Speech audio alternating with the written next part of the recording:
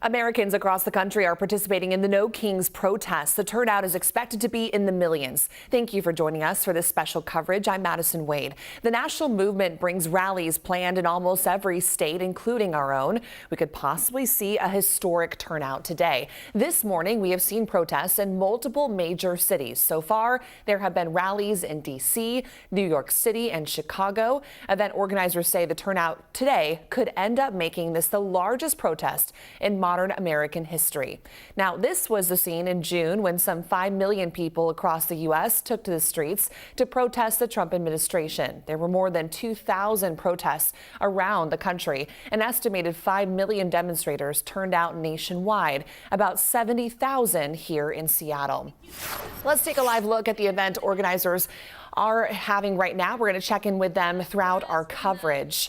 And this is a live look of New York City, where this No Kings rally is continuing at this moment, with many people taking to the podium to speak in front of a crowd of thousands of people. And many people are expected to attend a rally here in Washington at Seattle Center. King 5's Alex McClune is there now, where the No Kings protest is about to get underway. And Alex, what's the energy like where you are? Madison, good afternoon. We're at the base of the Space Needle. We're expecting to see tens of thousands of people here for the No Kings protest in Seattle. I want to give you a view around the Fisher Pavilion and what we're seeing right now. This is where we expect to see a lot of people gather. Last time we saw a No Kings protest here in Seattle, it was one of the largest demonstrations the city has ever seen. Nearly 70,000 people. But if you're familiar with what happened last night here in Seattle, the Mariners won a dramatic game in their championship series, so it'll be I'm curious to see how many people show up. That's the stage up there at the pavilion. Today we expect to hear from local officials, including King County officials, talking about the local pushback to Donald Trump, as well as Congresswoman Pramila Jayapal. She's a part of the slate of speakers as well. Want to let you look around the park. The signs here today range from a play on words, coy signs, but then downright outrage. We are seeing some signs as well that we saw earlier this summer for the first two No Kings protests here in Seattle. One of the things that stands out to me is the pride flags over there on the far side of the park. The largest trans pride flag I've seen. That is new to me. Haven't seen that out here. So been trying to talk to people if they are coming back for a third time to these protests.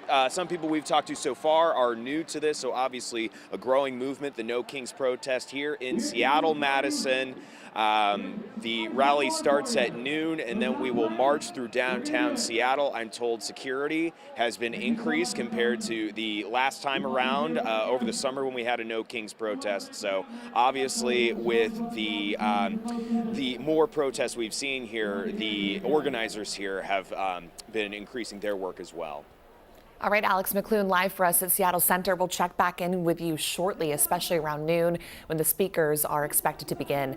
Now, there are nearly 100 registered protests happening in Western Washington. This is a map of our state. You can see all those dots there. That is where protests are happening today. This is all according to the No Kings national organizations, including Tacoma, Bellingham, Olympia, Everett. There are also several protests planned in other parts of the state, including the Tri-Cities and Spokane. We will check in with our team in Eastern Washington here shortly. Let's take a look at the western United States. There are large turnouts expected at rallies in every single state. This morning, we have team coverage at rallies in Portland, Phoenix, Denver, and also in Sacramento. We want to check in now with our team in Phoenix. Justin Pizzera with 12 News is joining us now. And Justin, I want to ask you the same question that I asked Alex. How's the energy where you are? Hey, so right now here in Phoenix, the No Kings protest is just getting started. Thousands of people are outside here at the Capitol. They are lining the streets right here. I mean, pretty much any sign that you can think of, they have been making them, really letting their voices known. People have been out here for a couple of hours now, although the official rally kicked off in about 30 minutes ago. So from here, these thousands of people are expected to march through downtown Phoenix, really letting their voices known. There's also several other demonstrations that have been going on in the valley, and those demonstrations were actually scheduled for earlier in the morning. And then so once those wrap up, organizers are hoping that all of those people that are scattered out in other cities like Chandler and Mesa and Gilbert, Tempe, there's some, Buckeye, all of those people will be coming here into downtown Phoenix for a much larger demonstration and then a large march as well. So when we had the No Kings protest back in the summer here, about 5,000 people signed up. 20,000 actually ended up showing up at the Capitol over the summer. So I talked with an organizer here just before we came on, and she said that they're hoping that that number far surpasses that 20,000 that we saw here in downtown Phoenix. We have some dignitaries here as well. Representative Ansari is here.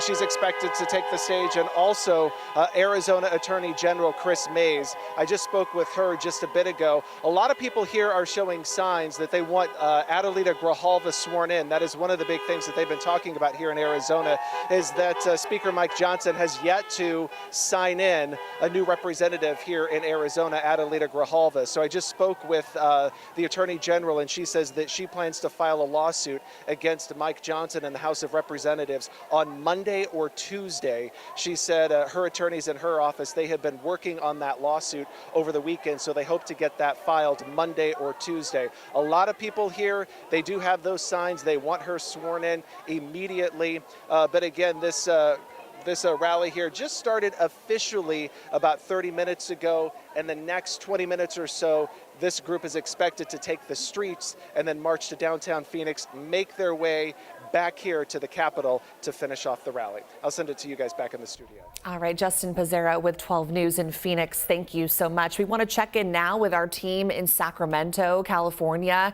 at the state capitol there. Austin Castro with ABC 10 is joining us from the rally at the state capitol. A very loud crowd behind you, Austin. They brought me up here to talk about small business. I run a small business forever, and it is. Hey Madison, yeah, we are seeing quite the crowd here at the No Kings protest on the west steps of the California State Capitol. You can see here thousands of people not only packing the west steps, but also the many surrounding areas to catch the program here. I should also note many of these attendees actually started their morning around 9 a.m. as part of a march that started in a different part of Sacramento, ending here at the state capitol. And you can see over here the program is continuing to get underway with many notable speakers, including local Congress members Doris Matsui and Eric Swalwell. There's also some notable local members of faith, education, and business. We spoke earlier with organizers here with Indivisible Sacramento. They tell me that that is all part of their united front and their messaging that they are hoping to send to Sacramento, or sorry, to the White House and Washington, D.C. I should also note something notable and unique about the California event here. There's also a big push for Proposition 50. That is the redistricting proposition that is at the heart of the special election scheduled for November 4th. Organizers and many people here in the crowd, you can actually see some yes on 50 signs. Many people encouraging voters to pass Proposition 50 in an effort to counter the redistricting effort that have been taking place in the state of Texas. I should also note many of the other issues that attendees have brought up to us include immigration issues, checks and balances, and presidential overreach. Again, this event is continued to schedule throughout the morning and throughout the rest of the afternoon. We will continue to follow this event and bring you the latest as it becomes available. But for now, reporting in Sacramento, California, Madison, I'm going to send it right back over to you. All right, Austin, thank you so much. We'll check back in with you shortly. Thousands of people have already showed up to protest in major cities around the U.S., specifically on the East Coast. As we know, they are several hours ahead of us. So far, all protests that we are following have remained peaceful. Here's a look at the protest in New York City. The crowd in Times Square, you can see many people holding signs there. A large crowd of people gathering for the No Kings protest in the heart of New York City. Here is a look at a large rally in Chicago that happened earlier today. We're keeping an eye on this protest as well, and taking a look at other rallies in our nation's capital here. These aerials show people along a bridge above an interstate there. Lots of people gathering, honking, making sure that cars see them as well. There are events outside several federal buildings. Bill Nye, the Science Guy, just spoke at an event there. We are here to tell our lawmakers that what's going on in our government is wrong. They must stop the abuses of this petulant president and his circle of sycophants. No thrones, no crowns, no kings. Taking a look now at a large rally in Philadelphia as well. This aerial video from a helicopter above shows many people gathering there in the heart of the city. We're keeping a close eye there. And here is a look at the turnout in Boston. Again, we are talking about major protests happening across the country. If you are just joining us now on King 5 Plus, we are streaming live as the No Kings protests are well underway across the country right now. This is a look at a rally that happened in Boston and is continuing to happen at this hour. Our nation's democracy is at stake, and we are here to say we are a nation that will not be bowing down to any authoritarian rule. We are not going to be ruled by a king. Let's check in now with rallies underway across the country. This is a live look in New York City. Taking a look in, let's listen. Most diverse, most leaderful grassroots movement for change and democracy this country has ever seen. New York, are you with us? Are you with us? Are you ready to organize? Are you ready to march? Are you ready to protest? In November, are you ready to vote? Let's go, let's do it. No kings. Thank you so much. And I'll say it again. Today we protest and tomorrow we organize. Thank you for that reminder. Up next, we've got the Executive Vice President of the American Federation of Teachers, Evelyn De Jesus.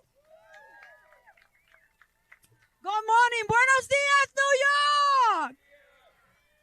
I'm Evelyn De Jesus, and it's my honor to be here today. And I serve as the Executive Vice President of AFT, the American Federation of Teachers. 1.8 million are present today. And we represent healthcare, education, and public service. I also have the honor of being the national president of LACLA, which is all the unions, all Latinos together. So we're here presente. No matter what anyone says today, because there's a lot of liars out there, there's a lot of telltales out there. Today, it's a peaceful demonstration. Are you with me? No Kings is a peaceful movement of millions of Americans from all walks of life rising up to make one thing clear. We don't want dictators or kings in America, and we will never have it. We're organizing to defend our democracy, protect each other and our communities. And we say enough is enough.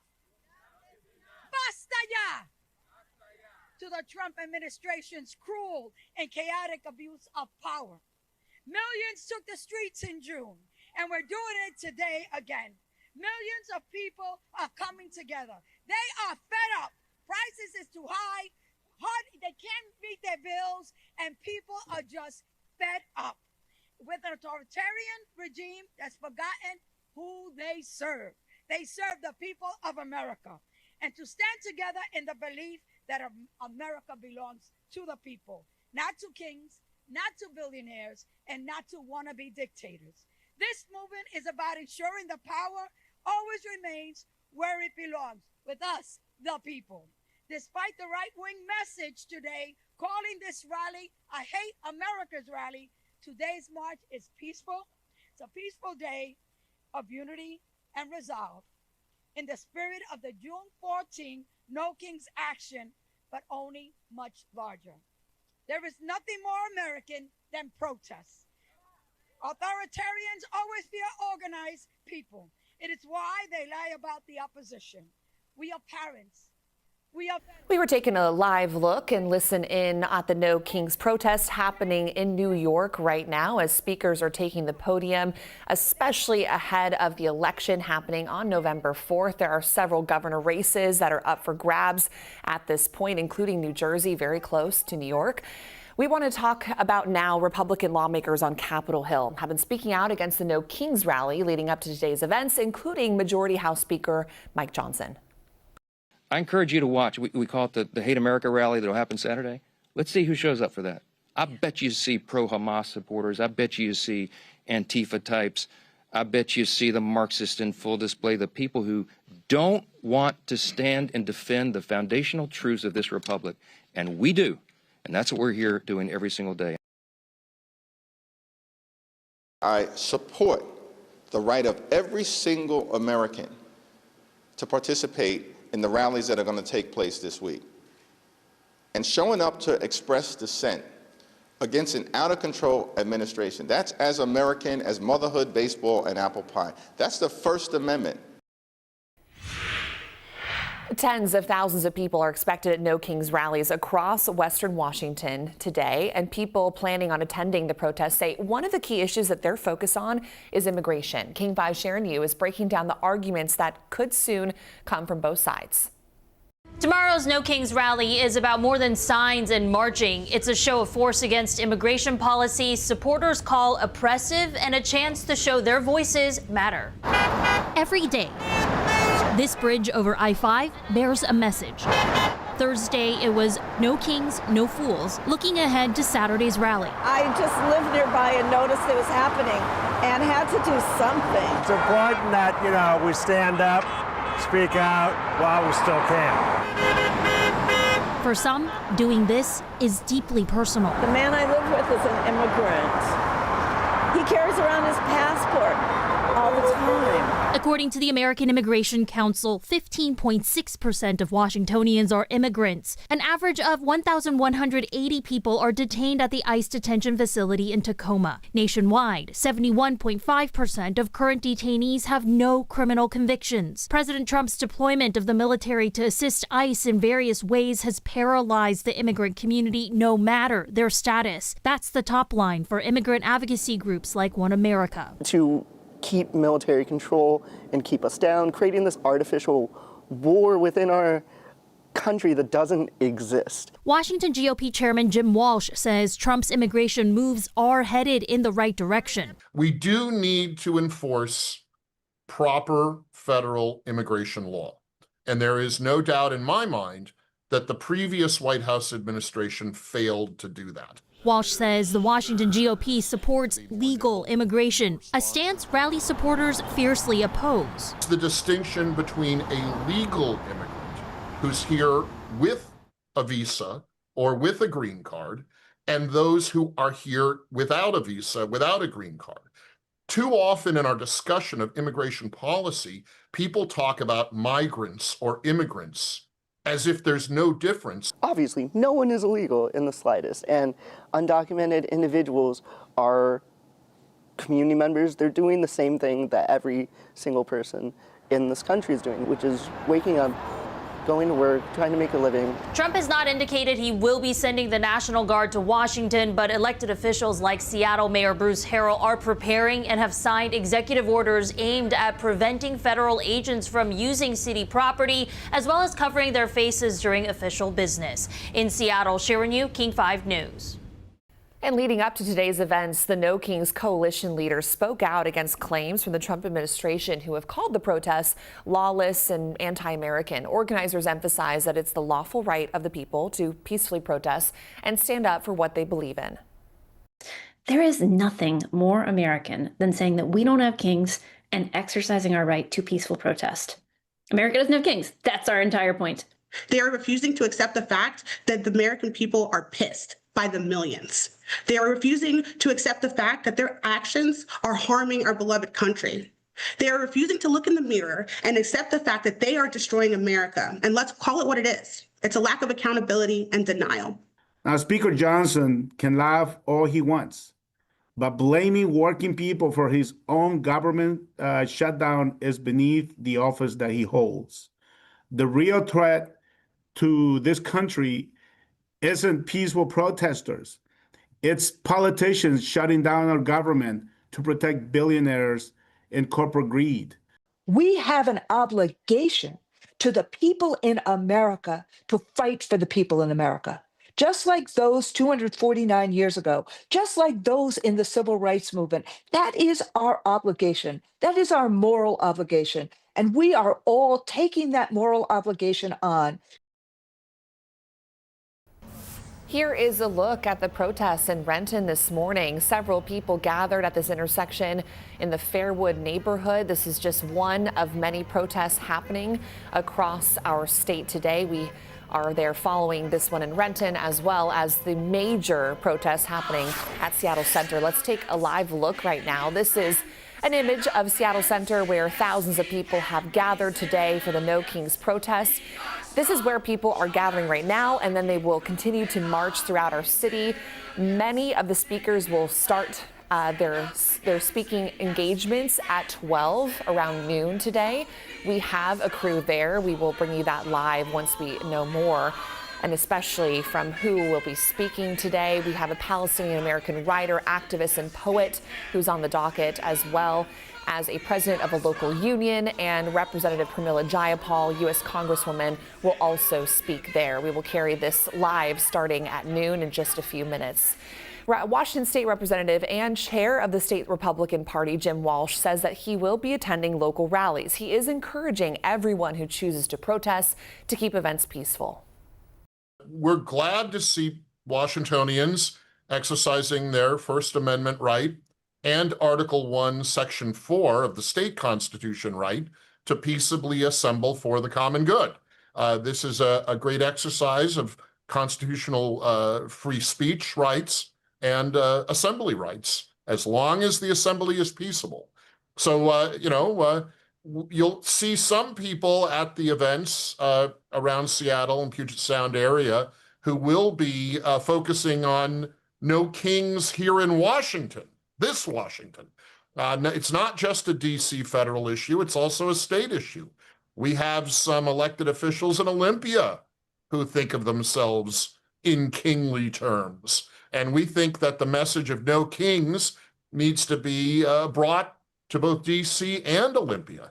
And so, again, as long as people are being peaceful and expressing their opinions, this is a great exercise of constitutional rights.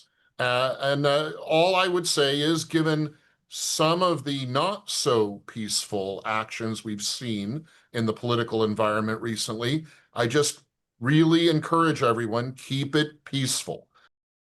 And stay with us throughout our streaming right now on King 5 Plus, because Chairman Walsh will be joining us live in studio coming up at 1 o'clock. Again, we're keeping a close eye on the protests happening at Seattle Center right now, because those speakers will take the podium around noon. We want to check in now with rallies underway across the country. This is a live look in New York City. Let's listen in as they are continuing to speak. Here in this country. And I'm not just talking about electing Democrats who are anti-Trump.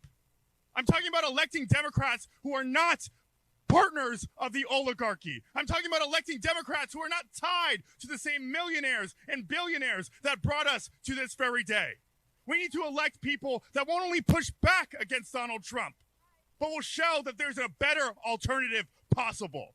And I know that I stand alongside people who will fight alongside me and making sure that we don't only push back and defeat fascism next year and in years to come, but we usher in a better day for all of us here in this democracy. No kings, no oligarchy. No kings, no oligarchy. Thank you. Thank you so much. Now, we're also out here with a whole lot of union power in New York City. And with that, I introduce our next three speakers. Brendan Griffith, the Central Labor Council President, Crystal Unionist Network, and Nancy Hagans from the New York State Nurses Association.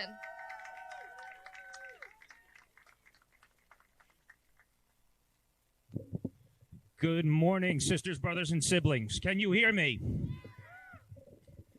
When worker rights are under attack, what do? When immigrant rights are under attack, what do? And when civil rights are under attack, what do? Thank you very much, sisters, brothers, and siblings. My name is Brendan Griffith, and I am the president of the New York City Central Labor Council, AFL-CIO. We represent more than 300 unions and over 1 million working people across the 5 boroughs of New York City. And working people in New York City know what happens when power stops answering to the people. We see it when corporations cut corners at our expense. We see it when this administration in Washington uses its power to punish and divide instead of to serve. The New York City labor movement is here today because No Kings is more than a slogan. It is a statement of who we are as New Yorkers. This city does not bow to anyone. We believe in shared power, collective strength, and democracy that grows from the ground up. Since the last No Kings in June, the administration has only deepened its attacks across this country. It has targeted immigrant families. It has attacked collective bargaining rights. And it has tried to weaken public programs that workers rely on. It has weaponized the justice system to go after political enemies, including our own Attorney General Tish James, whose courage and commitment to justice has never wavered. And these actions, they hurt communities everywhere, including right here in New York City. The shutdown in Washington, that is the latest example of that abuse by power. This administration and its allies are holding people hostage, throwing millions of working people into needless turmoil. Federal employees, including veterans, frontline public servants here in New York City, they keep our airports safe. They protect our food and water. They deliver vital services every day. And now their livelihoods are being disrupted while the cost of living continues to climb. At the same time, this administration is escalating its partisan attack on New York by freezing billions in funding for the Hudson Tunnel Project and the Second Avenue subway. And that means tens of thousands of good jobs are put at risk. And it is an intentional assault on our city, our infrastructure, and our communities. But New Yorkers, we know that we have never been afraid to stand up. When nurses fight for safe staffing, when federal workers demand fairness and freedom from political retribution, when immigrant workers organize for dignity, they are fighting for their communities and for the values that bring us together today. The labor movement represents every worker who makes this city move, from subways to schools to hospitals and construction sites. And let us be clear, New York is a union town. Our power is collective and our solidarity is unbreakable. Authoritarianism, it feeds on fear, but labor builds on courage and on unity. No Kings means no one stands above the people of this city or this nation. It means that working people standing shoulder to shoulder to defend our rights, our democracy, and the future we are building together. Sisters, brothers, and siblings, when I say union, you say power. Union, union.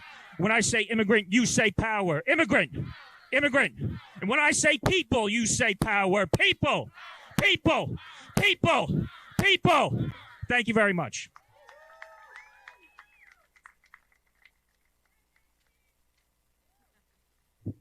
Hi. Hello, good morning, everyone. This is a live look at the No Kings protest happening in New York.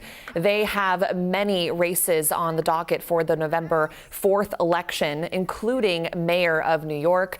So right now, many people are gathering right there to speak out against No Kings, the Trump administration, and calling for people to engage in voting coming up on November 4th. We will check back in later. If you are just joining us, Americans across the country are participating in the No Kings protests. This turnout is expected to be in the millions. We are talking about protests happening across the country in major cities. Thank you for joining us for this special coverage. I'm Madison Wade. This national movement brings rallies planned in almost every single state, including our own. We could possibly see a historic turnout today. This morning, we have seen protests in multiple major cities. So far, there have been rallies in D.C., New York City, and Chicago. Event organizers say the turnout could end up making this the largest protest in modern American history. Now, let's go back to June when some 5 million people across the U.S. took to the streets to protest the Trump administration. There were more than 2,000 protests around the U.S. An estimated 5 million demonstrators turned out nationwide, about 70,000 here in Seattle. Again, we have a No Kings protest gathering right now at Seattle Center. Soon, people will start to speak around noon. We have a team and a crew there. We are expecting to hear more from those speakers in just a few minutes. And Alex McClune is live there right now at Seattle Center as many people are starting to gather before they then march. And I know, Alex, we don't know the exact route, but you were talking earlier about a lot of security there at Seattle Center just to make sure this continues to be in the peaceful manner and also everyone stays safe. Yeah, that's right, Madison.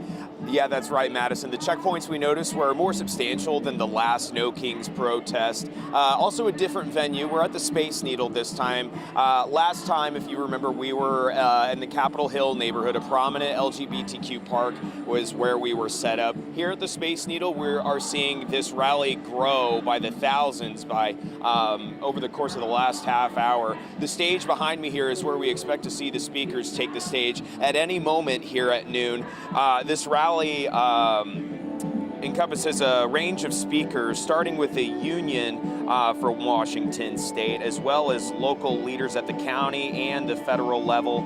Some of those speakers include the King County Council Chair, Gurmai Zahilai. I expect him to talk about local government pushback against the overreach and militarization and defending protest rights. Gurmai is a lifelong Seattleite who was raised by refugees himself. We also expect to hear from the Democratic Congresswoman Pramila Jayapal. Expect her to talk about the defense of democratic norms and just her experience at the federal level representing Washington State. Also expect a critique of executive overreach as we show you some of the signs and the growth here as we await to hear the first speaker scheduled.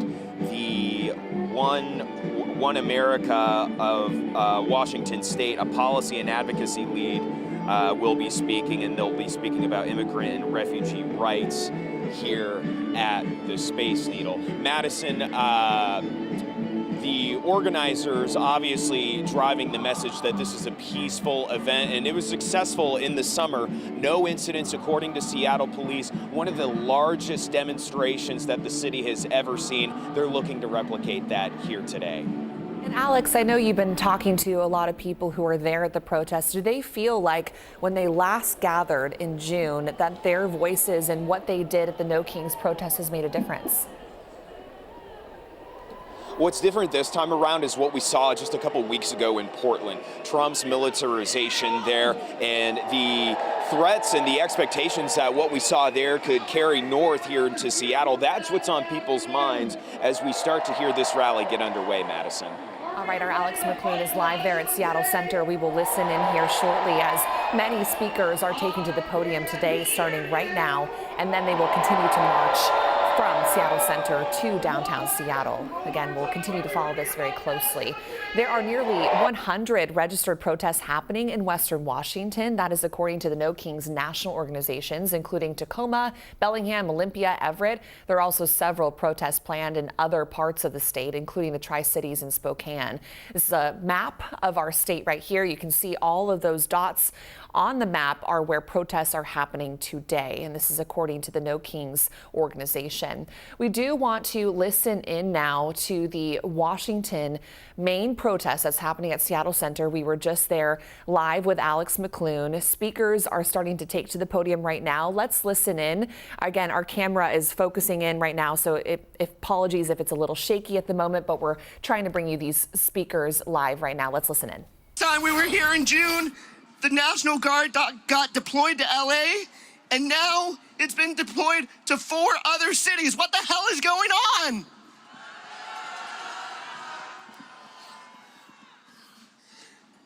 Every single week brings a new constitutional crisis, a new grab to power to the point where our orange president, is trying to become a king.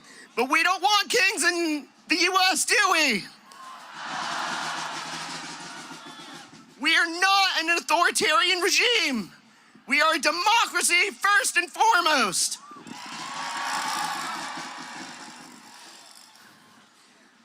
It requires the power of the people to stand up and shout that there are no kings in the United States, which is why it's so powerful that we're all here together today.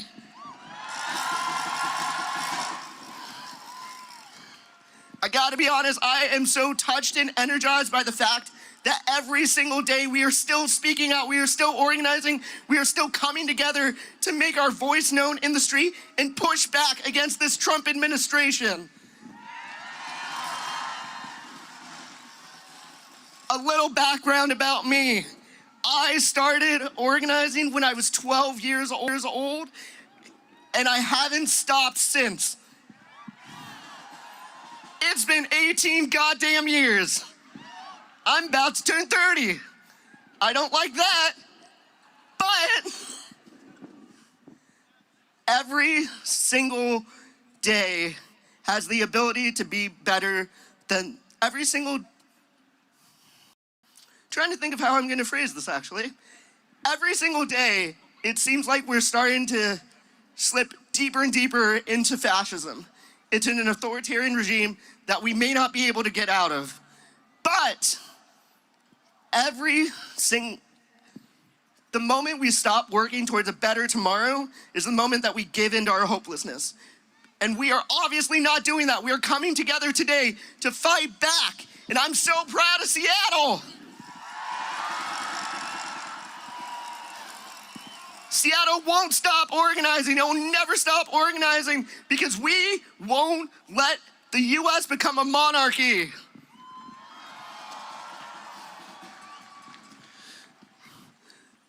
The military on our streets is absolutely unacceptable. And we are seeing this just across the river at our friends in Portland. And let me tell you how proud of Portland I've been over the past 3 weeks. Talk about a city who won't back down. When the president wants to call Portland war-torn, you know what they do? A naked bicycle run.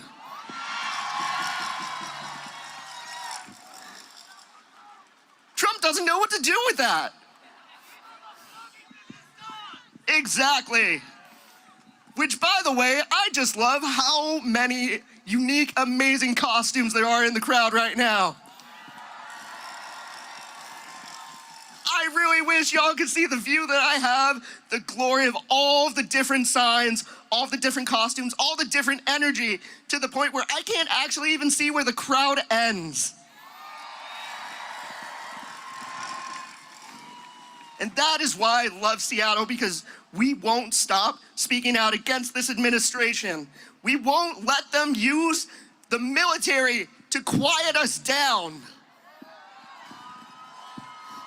We won't let ICE terrorize our immigrant workers.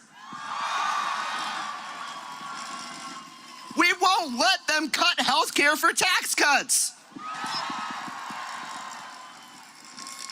We won't let them become kings.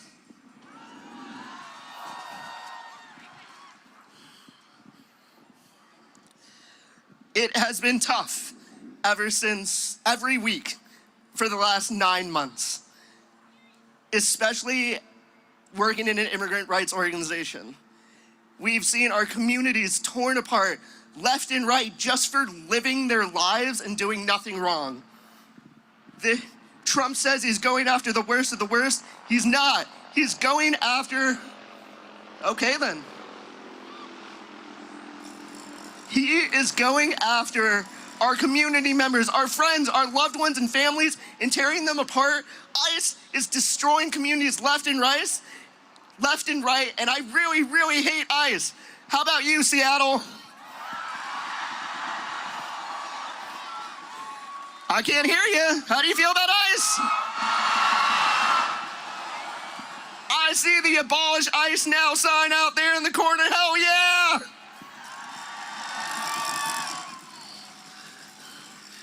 Well, I'll tell you what, Seattle. I'm so happy to be here today. I know you're so energized. We will not stand tough. I know there's so much anger and energy in the crowd today. Let's say we get started with our program.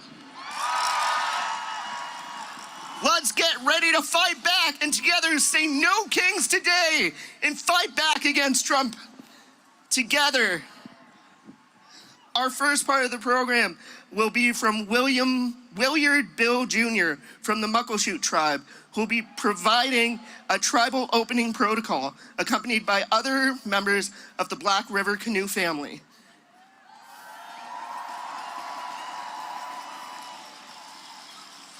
Mr. Bill is the tribal liaison for Seattle colleges and has personal ancestral ties to the land in the Seattle Center area.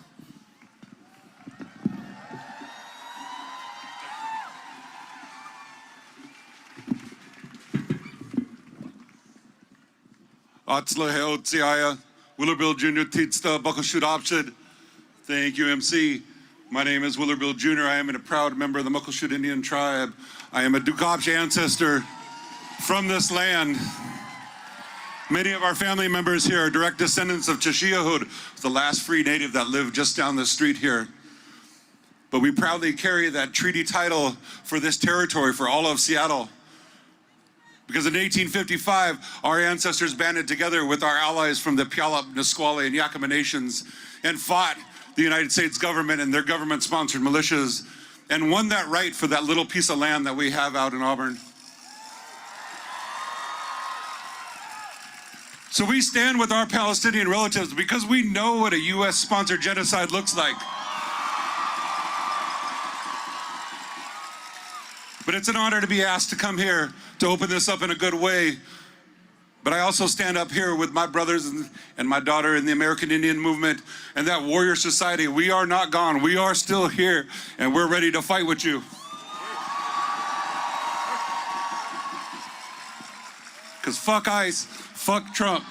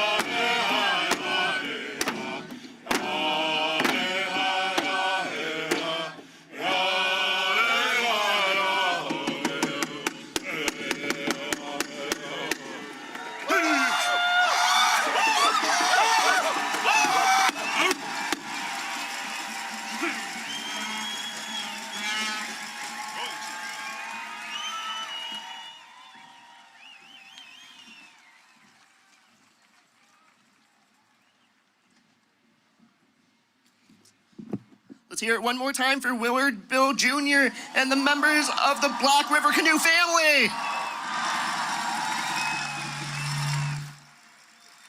Let's pretend that didn't happen. You know, it is so easy to lose faith in elected officials when looking at our president and the complete shit show that is his administration and the Republicans in Congress. But I'm so energized by the fact that here in Washington, we have such great elected leaders who stand up for us left and right. Especially here in King County. King County for decades has led the nation in protecting all of our communities left and right. And today, our next speaker will be Gurmai Zahalai, who is the chair of the King County Council.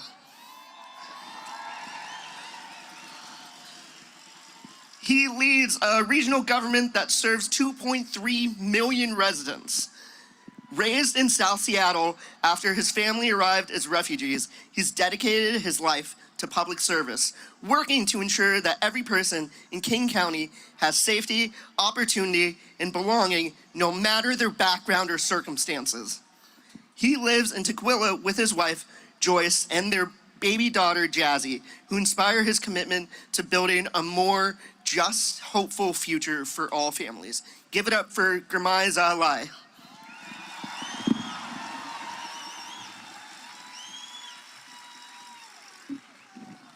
When I say no, you say kings. No.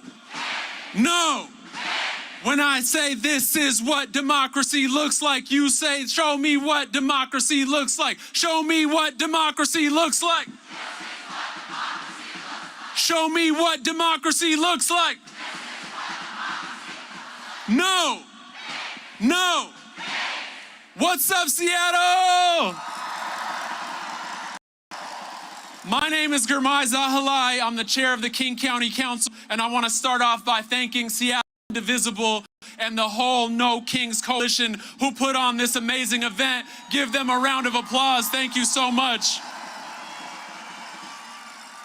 I want to tell you that my life's journey to this stage today would not be possible in 2025. My family came to Seattle when I was 3 years old as refugees from Sudan. Those early years were hard. My parents worked minimum wage jobs. We struggled to get by in a new country. We even experienced homelessness. What gave us a chance was America at its best. We had an affordable home because of HUD investments. We had health care because of Medicaid. We had food because of SNAP. I got to go to college because of Pell Grants.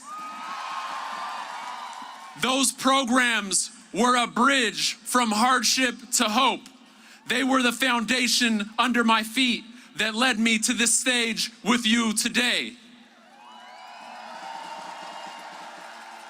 But that foundation is being chipped away for too many of our neighbors. Refugee resettlements are being cut. HUD is being cut. Medicaid is being cut. SNAP is being cut. Pell Grants are being cut. And while those pillars are weakened, families are torn apart by mass deportations. Reproductive health care is being rolled back. Our trans neighbors are targeted. And we see a president testing every democratic norm that we took for granted, putting military boots on the ground of our cities, and even floating the idea of a third term in office. So I have a question for you. Will we be quiet in the face of injustice? Will we sit by while a president slow walks us into authoritarianism? Will we bend the knee, Your Grace? That's right, because in King County, the only king we recognize is Dr. Martin Luther. I said in King County, the only king we recognize is Dr. Martin Luther. As your King County representative, I will do my part to work with the governor and the attorney general and city and state leaders to use every tool in our toolkit to protect you. And you are doing your part as well. You are showing up in this pivotal moment in our region's history. Mass protests build pressure. They shape public opinion. They force politicians to respond. They drive media coverage and change the trajectory of elections up and down the ballot. As you stand here in the rain, remember that our rally today is an echo of generations before us who stood up for what is right and what is good. Years from now, people will ask you, where were you when democracy needed you? You will say, I did everything in my power, from the magnificent to the mundane. I showed up to budget meetings to direct resources to my unhoused neighbors. I connected undocumented friends to legal services. I wrote op-eds to sway public opinion. I called my member of Congress and even donated money in swing districts around the country. You will say I was in the streets with my neighbors. I was part of a moment that chose courage over comfort. I was part of a moment that turned into a movement. And that is what will save our democracy. Show me what democracy looks like. Show me what democracy looks like. No, no, no. Show me what democracy looks like. Show me what democracy looks like. Thank you all so much for everything. We appreciate you so much. Thank you.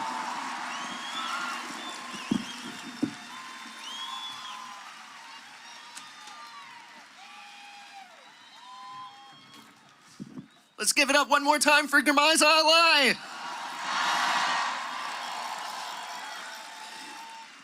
You know, it started raining in the past like 5 minutes, and a fun thing that I love about the Pacific Northwest is the rain won't silence the voice of the people. Our next speaker is Jalen Scott, who's an advocate, organizer, and spiritual leader who serves as the executive director of one of the nation's largest Black trans-led nonprofits. Miss Jalen provides coaching and leadership development for leaders, nonprofits, religious organizations, and collectives working towards racial justice, LGBT inclusion, and gender-expansive organizations. Miss Jalen's framework blends Black trans feminism with deep Southern spirituality. Give it up for Jalen Scott.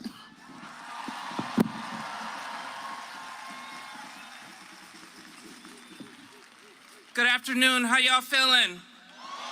Hey! I am standing here as community leader, not with my organization today, but I'm standing on the stage with local Puget Sound LGBTQ leaders to say this: no project 2025 in Washington. I want to begin honoring Miss Major Griffin Gracie, the mother to all trans and non-binary people in this country. She passed this week. And I send love to those of us who are mourning her loss. We mourn while we face an onslaught of personal and political attacks by this administration. These rhetorical attacks threaten erasure, criminalization, and hope to scare us back into the closet. We ain't going back to the closet. Miss Major commanded us to tell people that we have a culture, a history, a reason to be here. We have a purpose.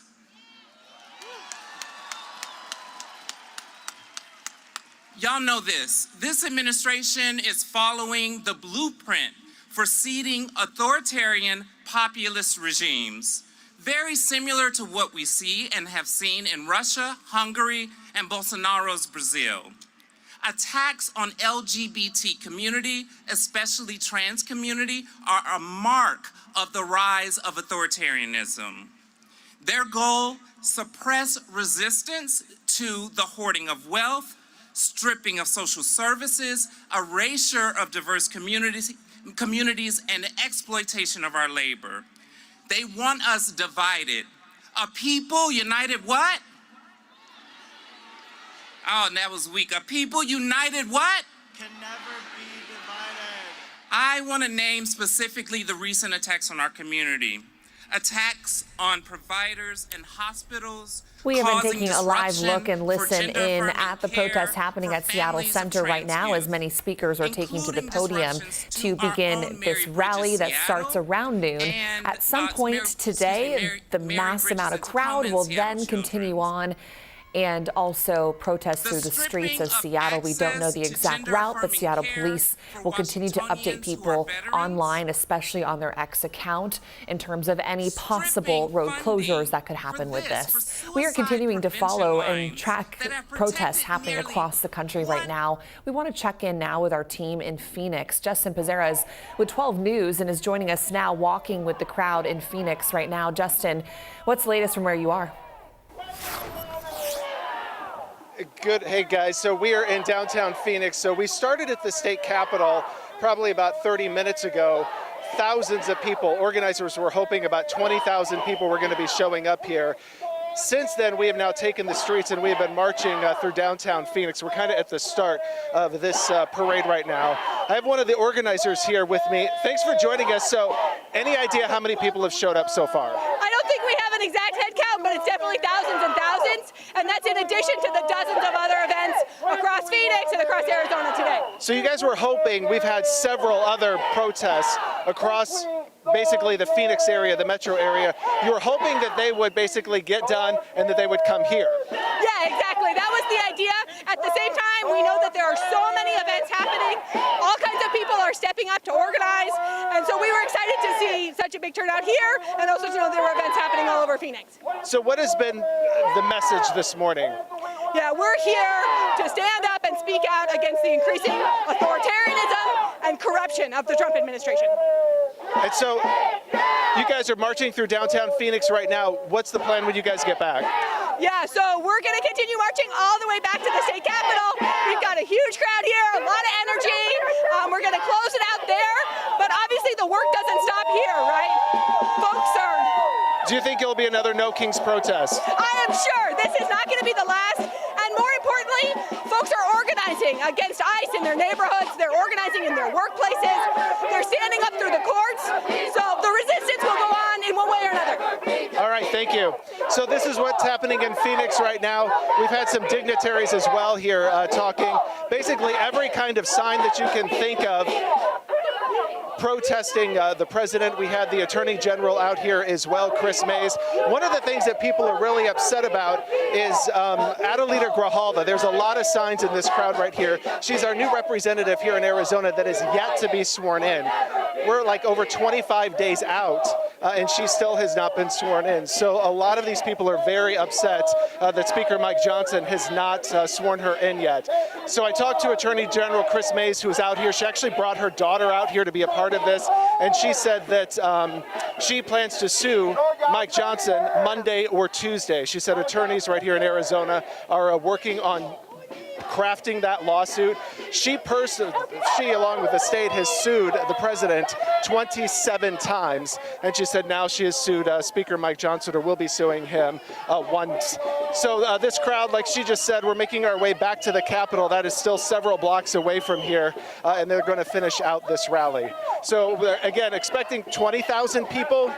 They had about 5,000 people during the last No Kings protest. 5,000 people signed up. They ended up getting 20,000. And again, these organizers are hoping that that number is going to far surpass 20,000. I'll send it back to you guys in the studio. All right, Justin, thank you. Joining us live from Phoenix as that No Kings protest continues into the streets now. We want to check in to our crew in Denver right now. Rhea Jha with 9 News is joining us from the rally at the state capitol. And Rhea, what's it like where you are? Yeah, hi, Madison. I'm on kind of an elevated surface, so you can kind of get a picture of the amount of people that here. We're, like you said, at the state capitol. Kind of just want to step aside. The entire block in front of the state capitol is filled with people, and I think there's another group marching around the city of Denver right now. We've been talking to a lot of people in the crowd. The biggest issue we've heard from people here is ICE and the detainment of migrants. One group of people we talked to, there was a huge line of people holding a rope about 150 feet long with hundreds of pieces of cloth tied to it. Each of those pieces, they said, represented migrants detained here in Colorado. And I know that there are more than 60 protests going on across Colorado, and they will be going on well into the afternoon, 4 or 5. So we'll see how this progresses. Live in Denver, Rhea Jha, 9 News. All right, Rhea, thank you. Again, we'll check in with you shortly, continuing to monitor that protest as it's continuing to happen in Denver.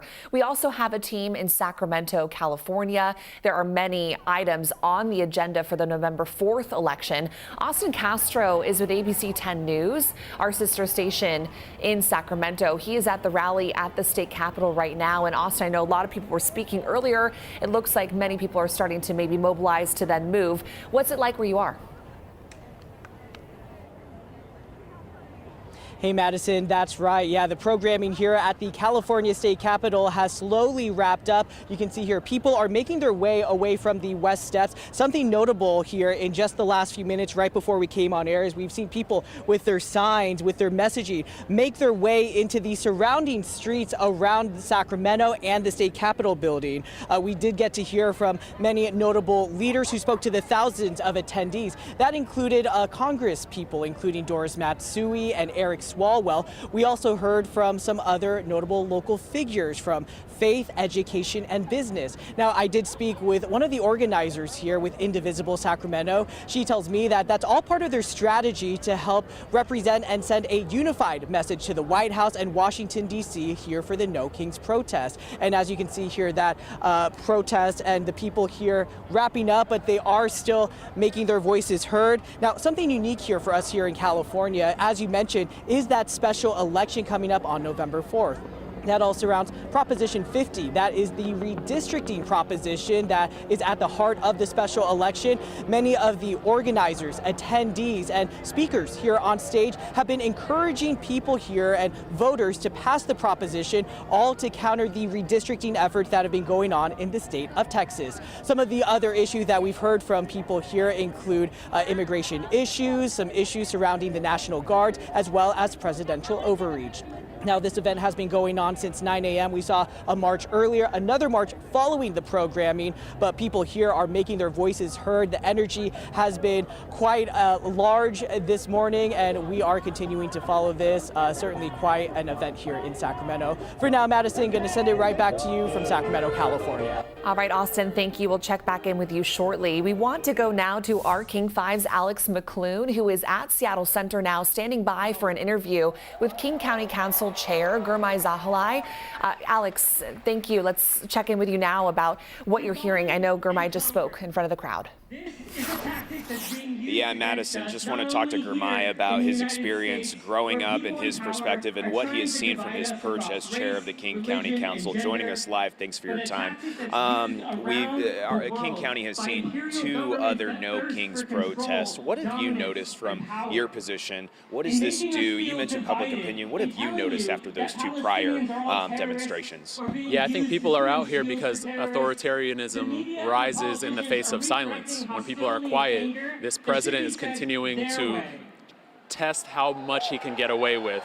from putting military boots on the ground to even floating the idea of a third term. He's testing our norms. And so what people are here doing, whether it's at this event or the prior ones, is being loud, going to the streets, saying this is unacceptable. I think mass protests do a really good job at driving a narrative, at getting media coverage, at holding our elected officials' feet to the fire to do something. And so when us in positions of power see everyday people coming together and saying this is unacceptable, you need to do something about it, that lifts the issue to the top.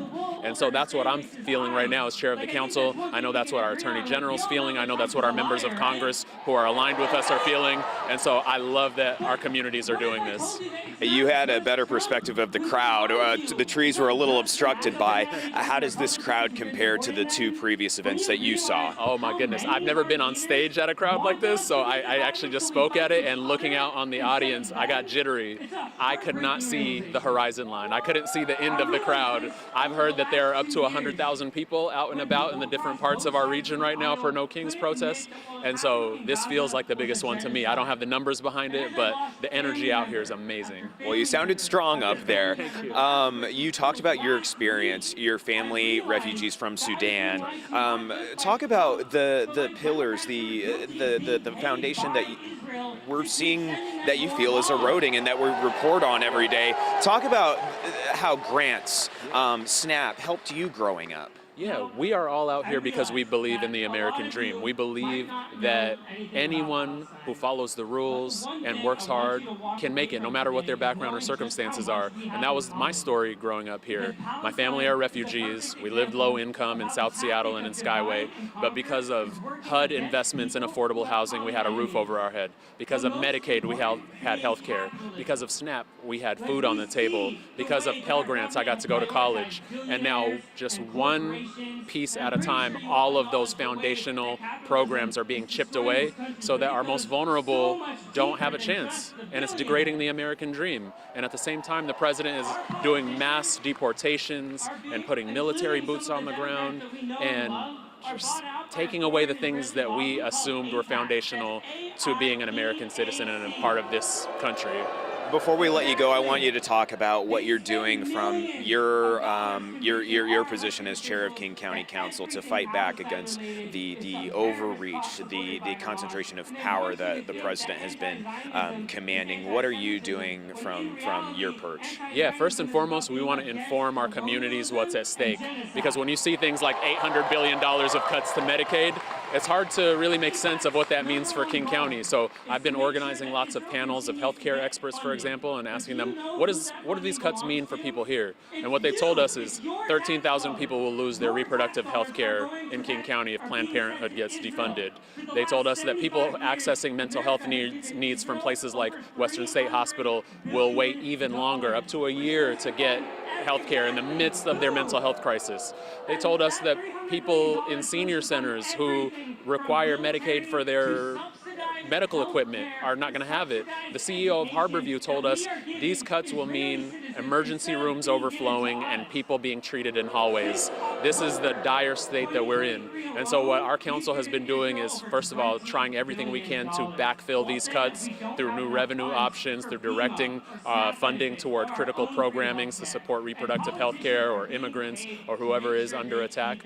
And we're also making sure that we sue the federal government. Under our current Executive Shannon Braddock, who's been doing a great job, she's been showing the courage of suing this federal government for things like unlawful conditions in our contracts, because even the money that they are giving us, I know they're cutting a lot, but even the money that they are giving us, they're putting unlawful conditions saying, if we give you money, you have to get rid of all your DEI programs. Like, those are the types of things that we're dealing with, and she has been suing them, and we've been successful in some of those lawsuits. So it's a combination of funding and organizing and lawsuits. We're going to leave no stone unturned in protecting our residents. A day like this changes raises awareness, changes public opinion, and it's the turnout, I imagine, leaves you feeling great for what you just told us. Absolutely. The feeling out here is really beautiful. People are not out here just angry. They are out here from a position of caretaking. They're here to take care of their neighbors, the people who are being attacked the most. They're up here showing up for each other. They're showing up for families like mine, and it's just very special to be here amongst people who really care about each other. Gurmai Zahilai, thank you for joining us, the chair of the King County Council. Madison, that's the latest here at the Seattle Center, at the base of the Space Needle. Tens of thousands out here right now.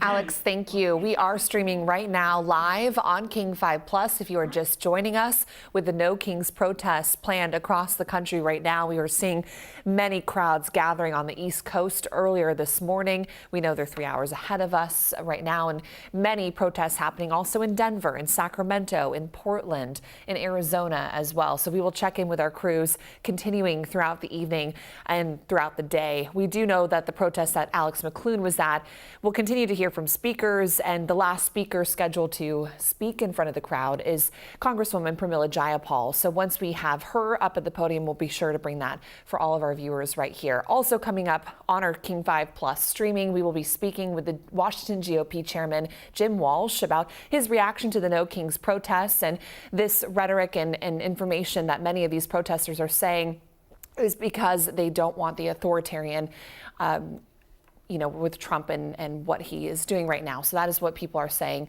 And so we're going to talk to Jim Walsh here shortly, but we're going to take a quick break. New data about safety and effectiveness can come to light. The FDA keeps track of that new data, which can come from patients, drug makers, or healthcare professionals, and may include information about negative reactions to prescriptions. Based on this information, the FDA may recommend that the drug maker update the drug labeling by adding warnings or updated dosage information. Changes could also include the FDA requesting a drug recall. Find the answers at fda.gov/drugs.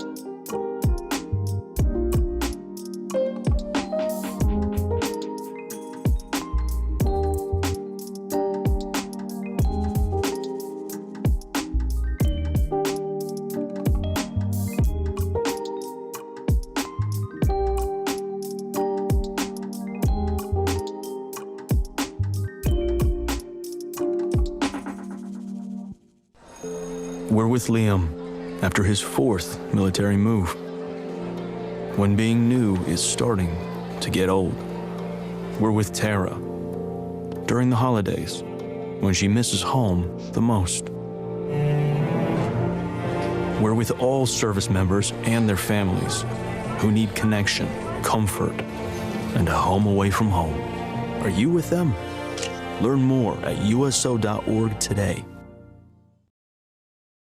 And welcome back to King 5 Plus. We are streaming live right now as No Kings protests are happening across the country. Let's take a look now at a No Kings protest and rally happening in Kansas City, Missouri. We have a live image of this, and if not, we will then go to our speaker, Mike Johnson, speaking out against these No Kings protests. I encourage you to watch. We call it the Hate America rally that'll happen Saturday. Let's see who shows up for that. I bet you see pro-Hamas supporters. I bet you see Antifa types. I bet you see the Marxists in full display, the people who don't want to stand and defend the foundational truths of this republic. And we do. And that's what we're here doing every single day. That was House Speaker Mike Johnson speaking out against the No Kings protests happening across our country right now. Washington State Representative and Chair of the State Republican Party, Jim Walsh, says that he will be attending local rallies. He is encouraging everyone who chooses to protest to keep events peaceful. We're glad to see Washingtonians exercising their First Amendment right and Article 1, Section 4 of the state constitution right to peaceably assemble for the common good. This is a great exercise of constitutional free speech rights and assembly rights, as long as the assembly is peaceable. So, you'll see some people at the events around Seattle and Puget Sound area who will be focusing on no kings here in Washington, this Washington. It's not just a DC federal issue, it's also a state issue. We have some elected officials in Olympia who think of themselves in kingly terms. And we think that the message of no kings needs to be brought to both DC and Olympia. And so, again, as long as people are being peaceful and expressing their opinions, this is a great exercise of constitutional rights. And all I would say is, given some of the not so peaceful actions we've seen in the political environment recently, I just really encourage everyone, keep it peaceful.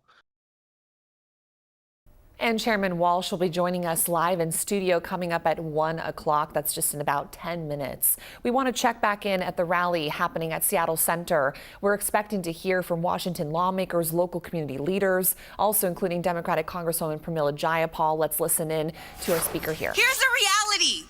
The baseline for too many workers is survival, living paycheck to paycheck, spending every dollar just to get by, and sometimes not even making it, slipping into homelessness, working 2 jobs, sleeping in your car. That is real life right now.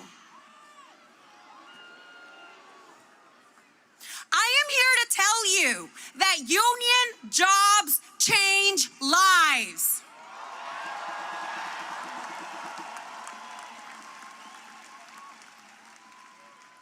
But we must be honest. Inequality is the air we breathe, and that air is not clean. Immigrant workers are not different from everyday working people.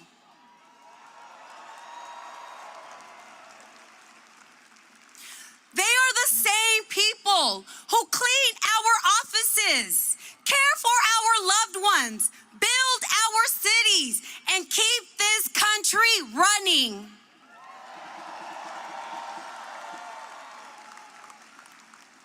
But this administration has chosen to weaponize immigration, to turn people's humanity and labor into tools for division and control. They use immigrants as scapegoats to take away our constitutional rights.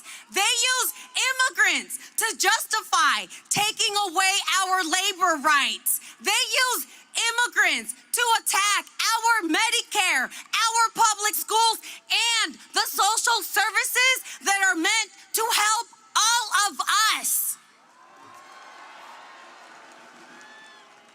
And while they're out doing that, handing out tax breaks to the rich, that is not okay. That is not good policy. It is theft.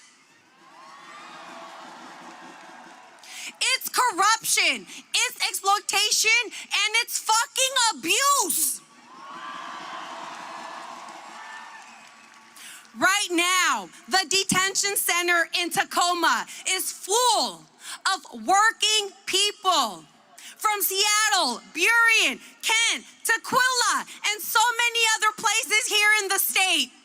People from our families, our neighborhoods, our communities.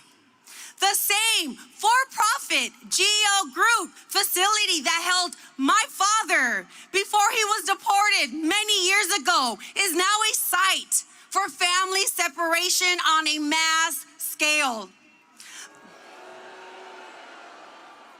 The pain this brings families is unspeakable, and the financial harm it causes is right behind it. One of our members had a grandson snatched by ICE.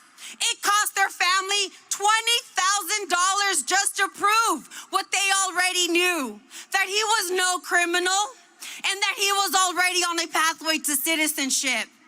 When they attack immigrants, they are attacking workers. And when they attack workers, they harm our economy. And when they harm our economy, they rip apart the fabric of our country. These people have shown what they're willing to do to us. They take away our health care, let tens of thousands of people die, destroy our democracy, let our kids go hungry. They are even willing to pay masked men to tear children from their parents' arm, as long as it comes with a tax break. They want us to stay focused on the left versus the right.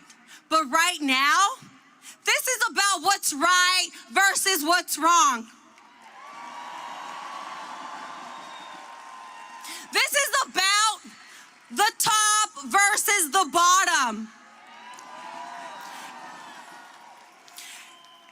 And being here right now, it tells all of us we are starting to look up.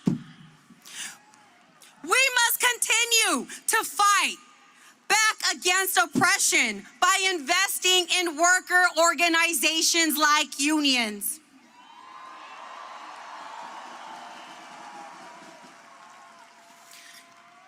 Listen, at just 16% union density here in Washington State, look at how much we've done. So imagine how much more we could win and how much more power we can build if we all come together.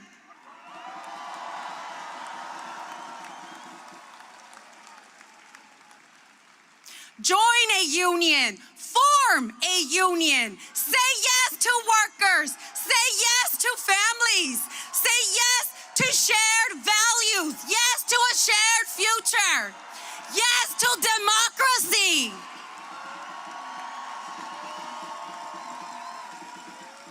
Our strength is our unity because el pueblo salva al pueblo. Thank you so much. Sí se puede.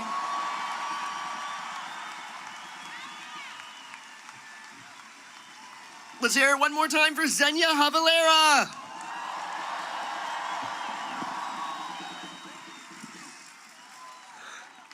In his quest to take power, Trump has started to weaponize Congress and destroy our communities further. Just this past summer, Congressional Republicans passed what I like to call the Big Bill of Bullshit, otherwise known as H.R. 1 or the Big Ugly Bill. This bill cut Medicaid, cut SNAP, cut crucial programs, all to fund his BS tax cuts and go after our immigrant communities. I'll be clear, Congressional Republicans betrayed us. They bought into Trump's vision to be a king, and they said, yeah, I want a king. That is un-American, left and right. We in America, again, don't want kings.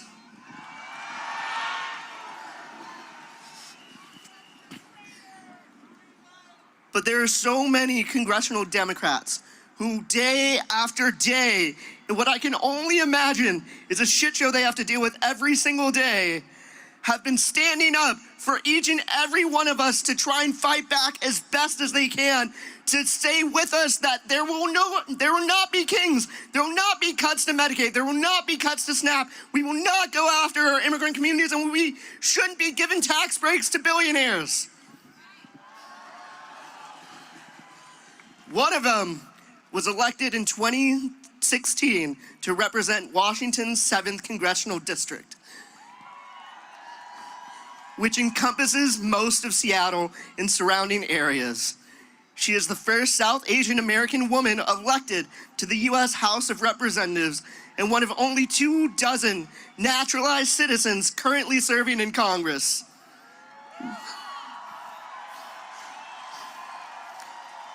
In Congress, she has been a leader on immigration, income inequality, healthcare access for all, climate, and expanding collective bargaining rights for workers. Representative Pramila Japal stays closely connected to her constituents and has been a fabulous friend to our grassroots movement. She knows the importance of mobilizing and engaging people to advocate for what we need, want, and expect from our government, because Representative Japal was a community organizer long before she was a member of Congress. She, in fact, founded the organization I work for in 2001. She founded One America and served as its first executive director.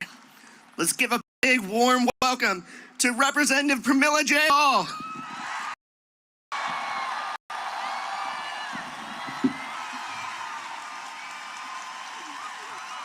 Thank you, Shoma, Seattle! Are you in the house? I can't hear you. Seattle! When I say no, you say... When I say no, you say kings. No! No! No! Seattle! I can't tell you how beautiful this looks up here. We are powerful. We are growing. Remember 6 months ago at the Hands Off rallies, there were about 3 million people across the United States.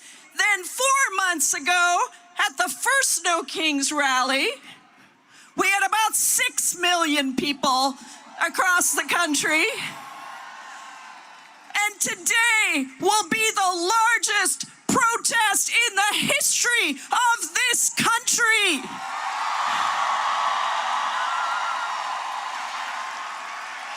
$2,600 events in small towns and cities across America to say we will not back down. We will not give in. We will not capitulate. We are the people's movement that will save our democracy. Look, you all are here today because we are up against a serious choice in our country. At the 1787 Constitutional Convention, Benjamin Franklin was asked what kind of a government they were establishing, a monarchy or a republic, to which he famously answered, a republic if you can keep it. Seattle, we are at that if you can keep it moment. It would be easy to look around us at what's happening and throw up our hands, be angry, be frustrated, blame someone else, or just disengage because there's too much hate and corruption, cruelty, and violence. We see it around us every day. I know you do. Led from the top by a man who is clearly not well. A wannabe king who dehumanizes trans people and immigrants and black people and poor people to distract you from his real agenda. A wannabe king who sends National Guard troops and masked men into our cities, militarizing our streets, kidnapping and disappearing tens of thousands of people from our communities, and trying very hard to suppress our dissent.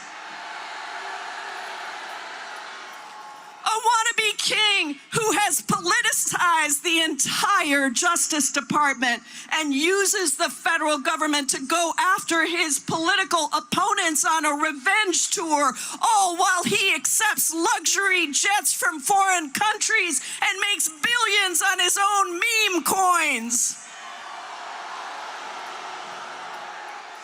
A wannabe king who has willfully destroyed trust in government with his lies, humiliating and threatening our civil servants who serve us every day, shuttering federal agencies, firing 200,000 federal workers, and then shutting down the government and furloughing another 750,000 workers and threatening not to pay them. So to all the federal workers who are here and across the country, we've got your backs. We love you, and we will fight for you. None of these things are disconnected. As written in Project 2025 and enacted with frightening speed, this is the attempt to destroy our republic, designed to take over control of our government so that it answers only to the king and not to us, the people. To divide us so that he can take our power and turn it into his power and reward the billionaires, the giant corporations, those who bend the knee with trillions of dollars of tax breaks and pardons to violent insurrectionists, sex predators, and corporate thieves.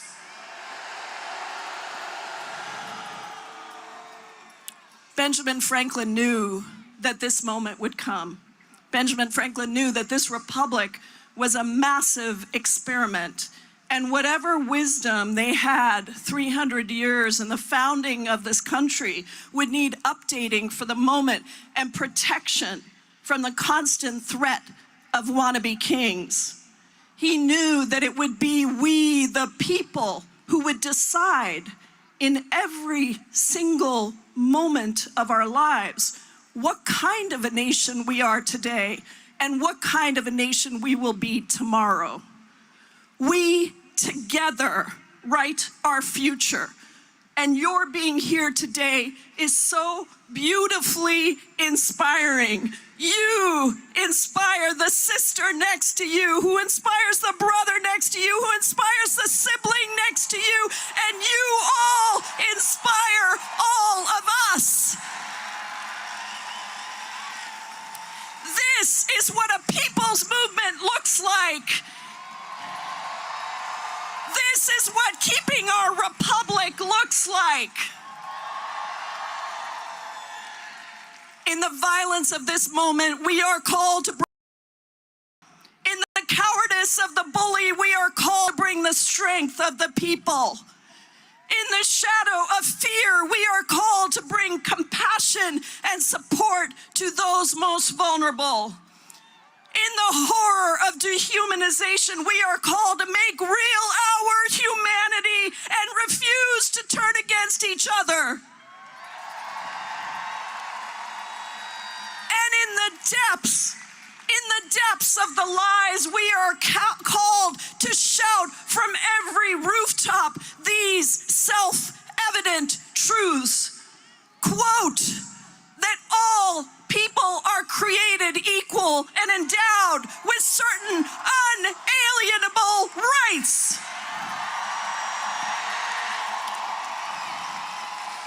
That among these are life, liberty, and the pursuit of happiness.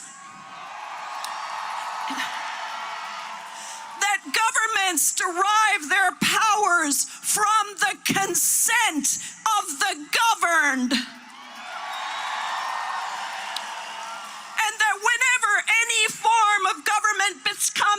destructive of these ends. It is the right of the people to alter or abolish it and institute new government to affect the safety and happiness of the people.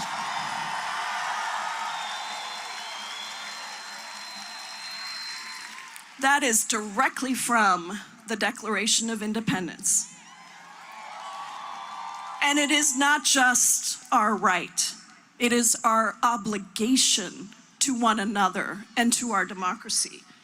We are at that moment again when it is up to us to secure the safety and the happiness of the people and to demand a government that works for us, not a king, not for the billionaires, but for poor and working people, whatever your race, your gender, or your zip code. A country where people are not saddled with debt and worry and sleepless nights, but instead can actually afford their housing, their childcare, universal health care, a solid retirement so they can thrive, not just survive.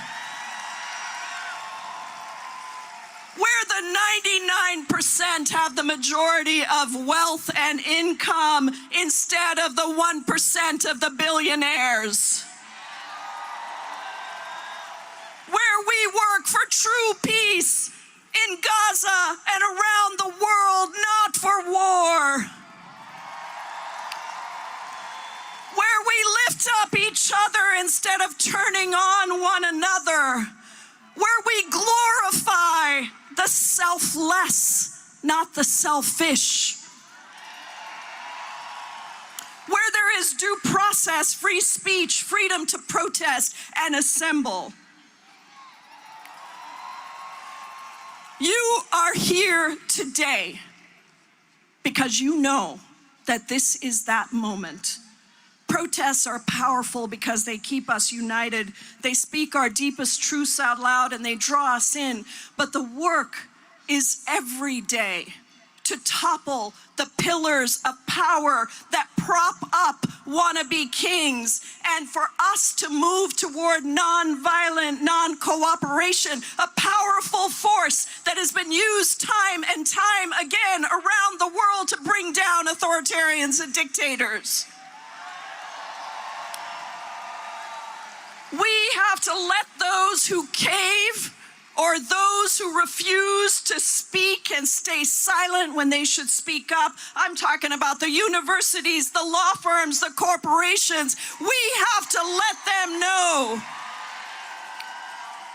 that we are watching you. We will push back and we will call you out. We have so many great examples of this already. In Portland, who doesn't love the frog? The big blow-up characters mocking, and you know he can't stand that, right? Mocking the wannabe king and his minions. That is what nonviolent, non-cooperation looks like. The Tesla takedowns, they worked. And Elon Musk is out of Doge, the Department of Greed and Ego. That is what nonviolent, non-cooperation looks like. Rapid response networks that video the violence of ICE agents so that they can't hide from us. Communities that form nonviolent barriers to protect their neighbors and their friends. Schools and apartment complexes in cities and states that refuse to allow for Trump's illegal actions. That is what nonviolent, non-cooperation looks like. Now here's the thing. Repressive regimes overestimate their power. And they underestimate the power of the people. They miscalculate that we will cave instead of standing up. And let me tell you this, on the 18th day of this Republican shutdown, they miscalculated. We are not caving in. It is unacceptable that Donald Trump is building his gilded ballroom at the same time that he's cutting $15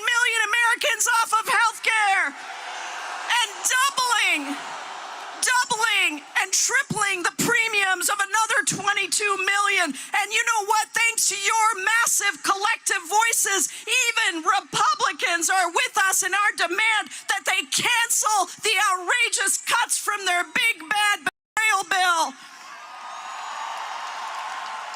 that they extend the healthcare subsidies and lower healthcare costs for every single American. So keep up the pressure in every way you can, because we are going to win this thing. And as they illegally try to send National Guard troops and ICE agents into our cities to militarize our streets, let's show them once again that they miscalculated in thinking that all Americans hate immigrants. That's not true. From Joe Rogan speaking out against mass deportations to the 12 million Americans who live in a household with an undocumented immigrant, to our American economy that would never survive without the contributions of immigrants, they miscalculated. We are a country that is uniquely tied to our immigrant identity. And if you want to come for immigrants, you have to go through all of us.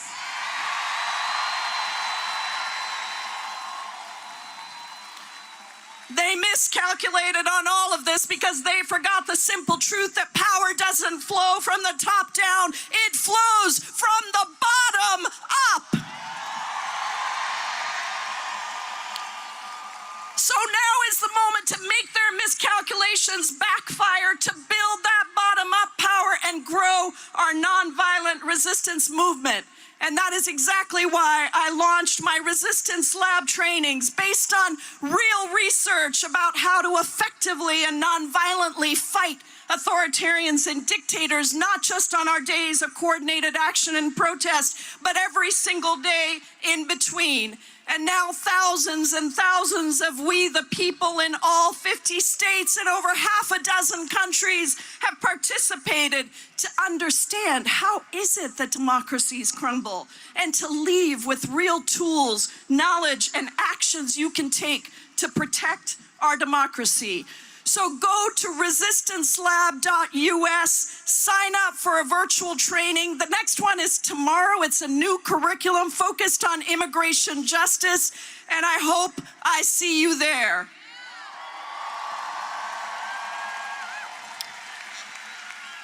Just imagine this. There are tens of thousands of people here and millions of people across this country. Imagine what happens if wherever you are, if each person that attended a No Kings event today goes home and engages in one act of nonviolent resistance in whatever way you can. Imagine how those individual seeds of resistance would braid together into something bigger and stronger and more rooted. Imagine the small acts of courage that would ripple out and inspire all of us to shift the tide more quickly. Right now,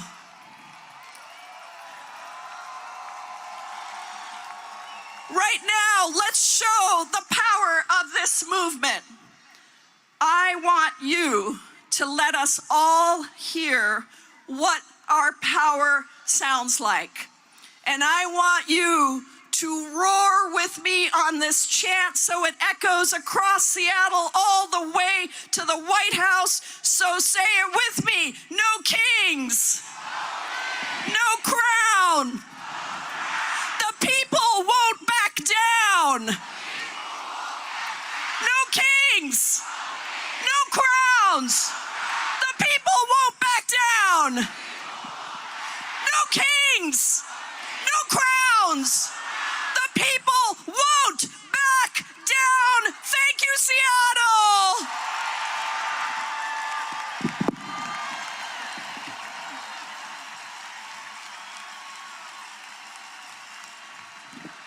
All right, everyone, let's give it up one more time.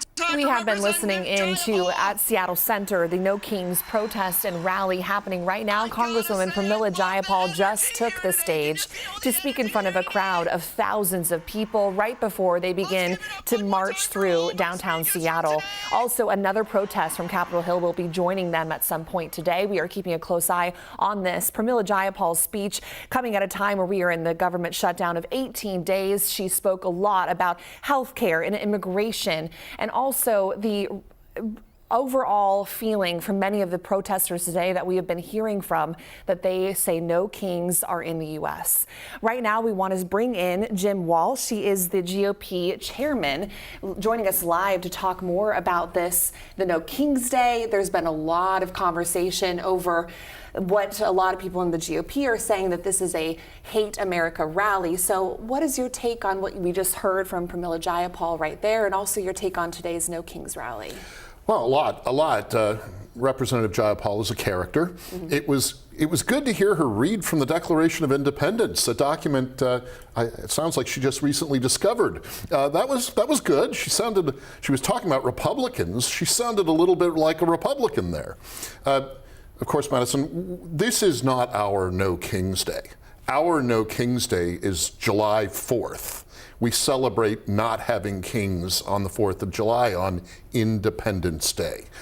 What this event is a well-orchestrated, carefully organized corporate action. Most of the major supporters of the organizations, it's kind of a network of groups that are putting this protest series on, are very much corporate tools. As is pretty widely known, the currency speculator George Soros and his network of lobbying groups and special interest groups are deeply involved in these events. And, you know, more power to them. First Amendment, it's their right to work the system as they please. And we celebrate the First Amendment and free speech and free assembly here in Washington. It is interesting, though, to think that the only wannabe tyrants and wannabe authoritarians are in D.C. We have a few of them here in our state, in Olympia. And so we try to concentrate a little bit closer to home on defending some of the things that Representative Japal talked about there in her campaign speech. You know, individual liberty, the power of the people. Our state constitution says so clearly right at the beginning that all political power is inherent in the people, and that governments derive their just powers from the consent of the governed. And then our state constitution goes on to say, and those governments exist to protect and maintain individual rights. That's maybe where we and Representative Japal diverge a little bit. We're interested in individual rights, and Representative Japal is much more into identity politics and group rights. And that's where I think she starts to lose the thread. Yeah, and we were just seeing her speak in front of this crowd, really the last speaker to gather up that support, to have everyone follow her as they continue to march through the streets of Seattle. I know today you were saying you support, you know, free speech and support these, not maybe what their, you know, message is. But the right to say it. Right, exactly. The right to say it. And so I think that's important to note. Do you know of any Republicans joining these rallies, or, you know, anybody in your circle here? We had a few counter, I guess you would call them counter protesters, a few people who, some of your viewers may have seen it in social media or somewhere, where their focus is on our governor, who has some authoritarian impulses of his own, and they made a poster up with the governor wearing a crown and a slash through it, and they were going to show up at some of the rallies basically to say, we agree with you about no kings, let's look a little closer to home about politicians who would be kings. I think at the end, if we focus here on is the fact that we are a republic. And I was glad to hear the Congresswoman refer to our nation as a republic. That's what it is. Then it's all to the good. I mean, we can have some disagreement about the particulars of this personality or that one, but if we can agree that our nation is a nation of laws, our nation is a republic, then I think we've got some points at which we can work together to the common good. And we are hearing House Speaker Mike Johnson call today's rally. Many other GOP lawmakers and leaders are calling this a Hate America rally. Do you agree with that statement? Hate is such a strong word, and frankly, I think it's overused in political circles. But this is true. This is where Johnson and I absolutely agree. As I've said, one of the main funders and backers and supporters of these efforts is the currency speculator Soros. And he's quite an older guy now, but he's got a network of people around him, including his own son, who runs his operation. Their billions come from currency speculation. Famously, Soros shorted the British pound a few decades ago and made a bunch of money betting against the British pound at that point in time. You always have to watch these currency speculators because they can make a great deal of money betting against different countries' currencies, and then they have an incentive to sort of create chaos in that country, not to end the country, but to create enough disturbance that the country's currency falls in value relative to other countries' currencies. That's how these speculators make money. And there's some of that going on kind of behind the scenes with these protests.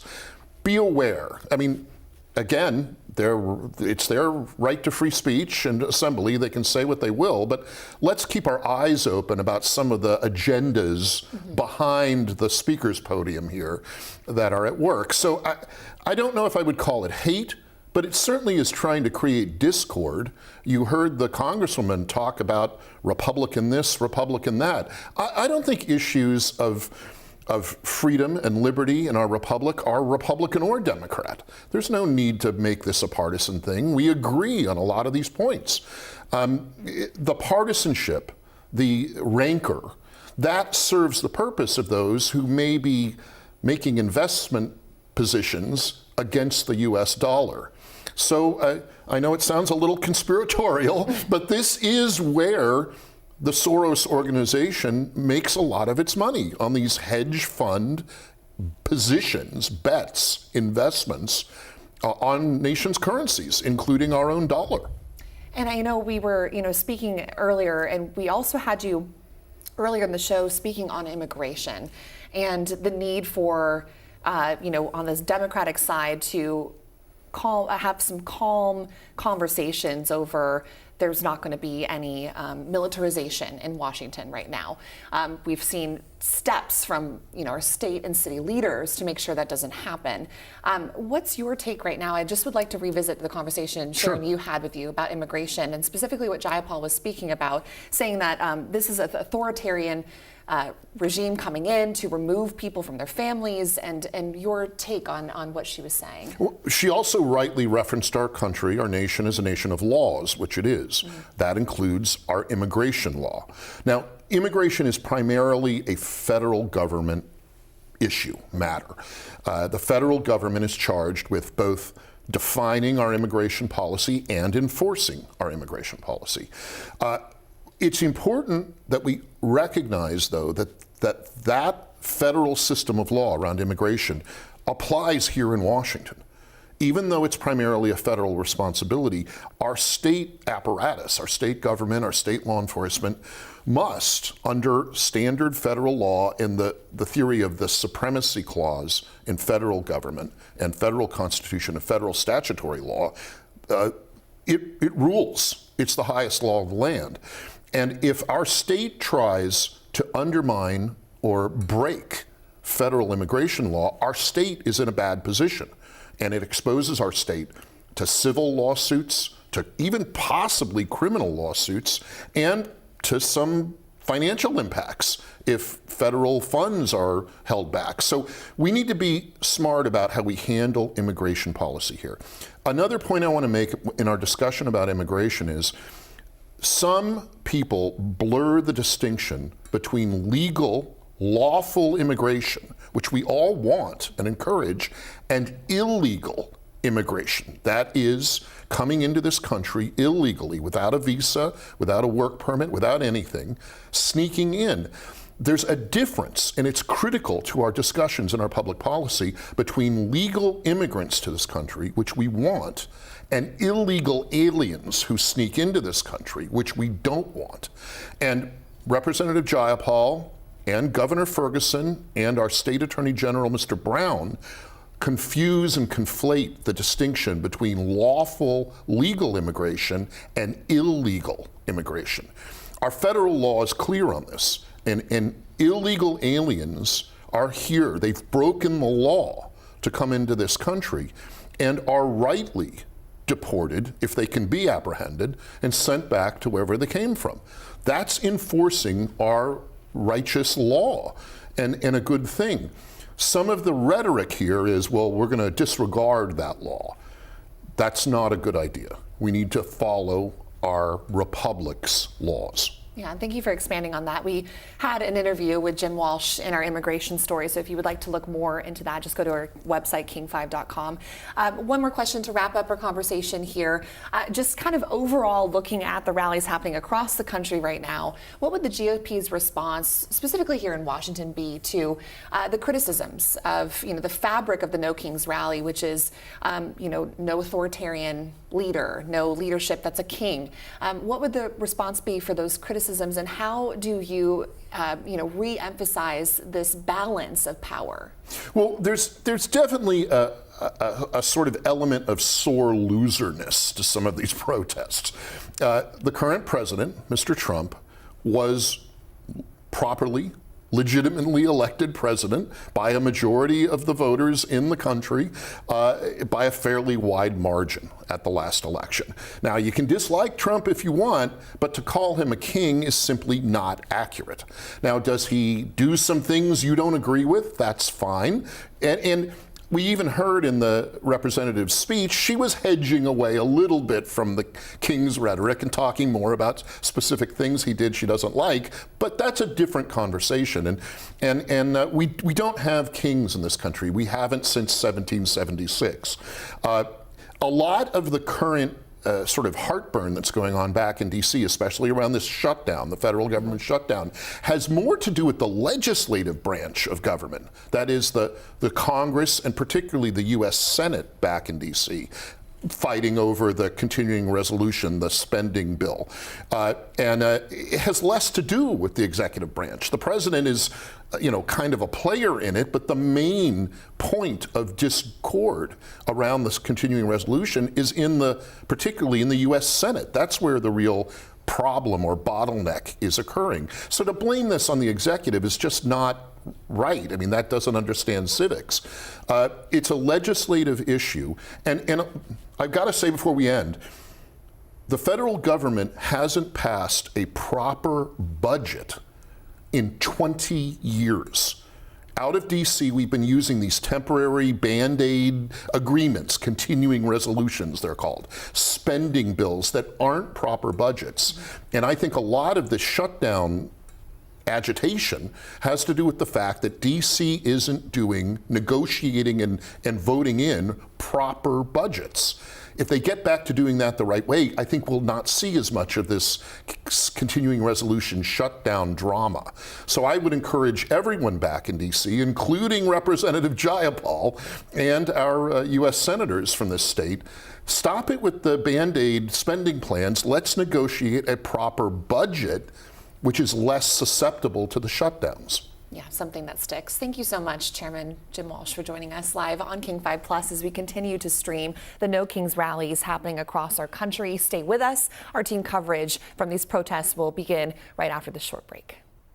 When you're on the field, you're playing for your fans. At home, you're playing for your family. My playbook: read labels, keep it allergy friendly, and have an epinephrine nasal spray as a backup plan. Dad, stay out of the kitchen. What's she talking about? Yeah! In your face, Doc! That's the kitchen, Jason. I tried to tell him, but he didn't listen to me. Because when my family's safe from food allergens, that's the real victory.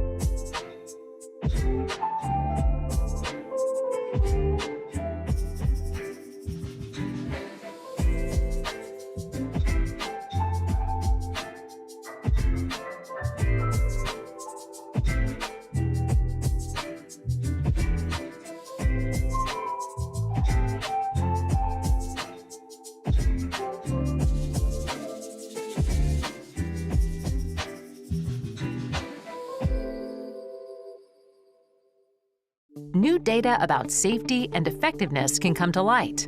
The FDA keeps track of that new data, which can come from patients, drug makers, or healthcare professionals, and may include information about negative reactions to prescriptions.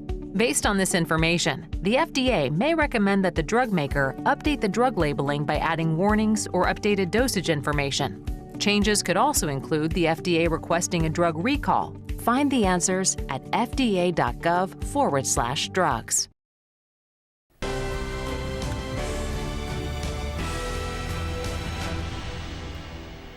And welcome back to King 5 Plus. We are streaming right now as rallies and protests are happening across the country for No King's Day. Many people gathering right now in Seattle. The speakers just wrapped up, and that protest will continue throughout the streets of Seattle. We will continue to keep an eye on that rally and bring you any new live reports as we get them. We do want to check in now with our team in Phoenix. Justin Pizzera with 12 News is joining us now. And Justin, how are things where you are? I know a lot of people were walking and going through the streets earlier, so where are you at now? Yeah. So we are actually outside the Capitol. We were making our way through downtown Phoenix. They kind of started things off here, and then they walked several blocks through downtown Phoenix chanting, and then we're now back here at the Capitol. They've been line dancing, they've been doing the Macarena now at this point. So this has really been what they wanted, at least what organizers wanted, was a family event, a family-friendly event. We have seen families across the parade route passing out water here in Phoenix. It is still quite warm. It is almost 85 degrees here. So obviously the heat is a concern when you have this amount of people out here for this long. So people have been handing out water. Just patrons have been handing out water. I saw one woman on her roller skates walking around, misting people, trying to keep some of these people cool. But the organizers were hoping that about 20,000 people were going to come here. We've had protests all over Arizona, all over the Phoenix metro area. And so their plan again was to wrap those up early, and then all of those people come here to downtown Phoenix to make for a larger rally as well. So it has just been quite the crowd here today. Again, they're hoping more than 20,000 people. I did ask one of the organizers how many people do they believe have been here. They do not have any idea.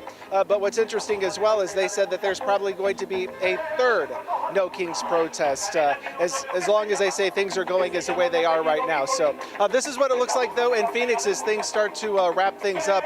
It has just been a lot of booths set up here as well. Folks dancing here, just kind of feeling it out. I'll send things back to you guys.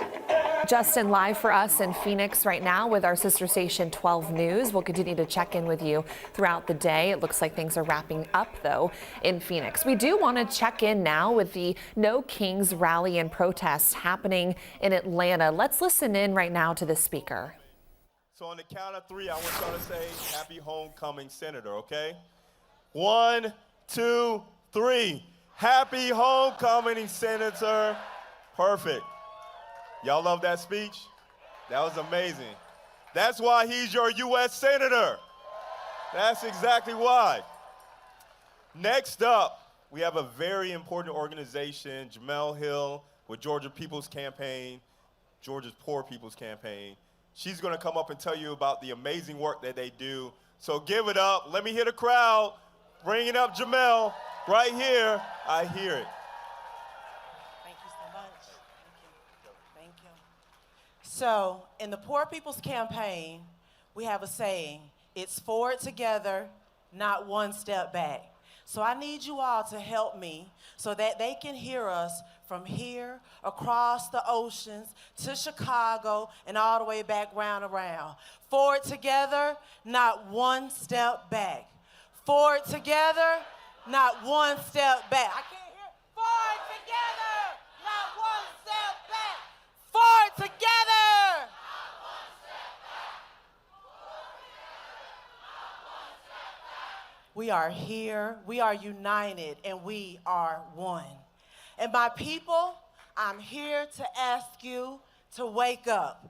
There are some of us here now who are awake.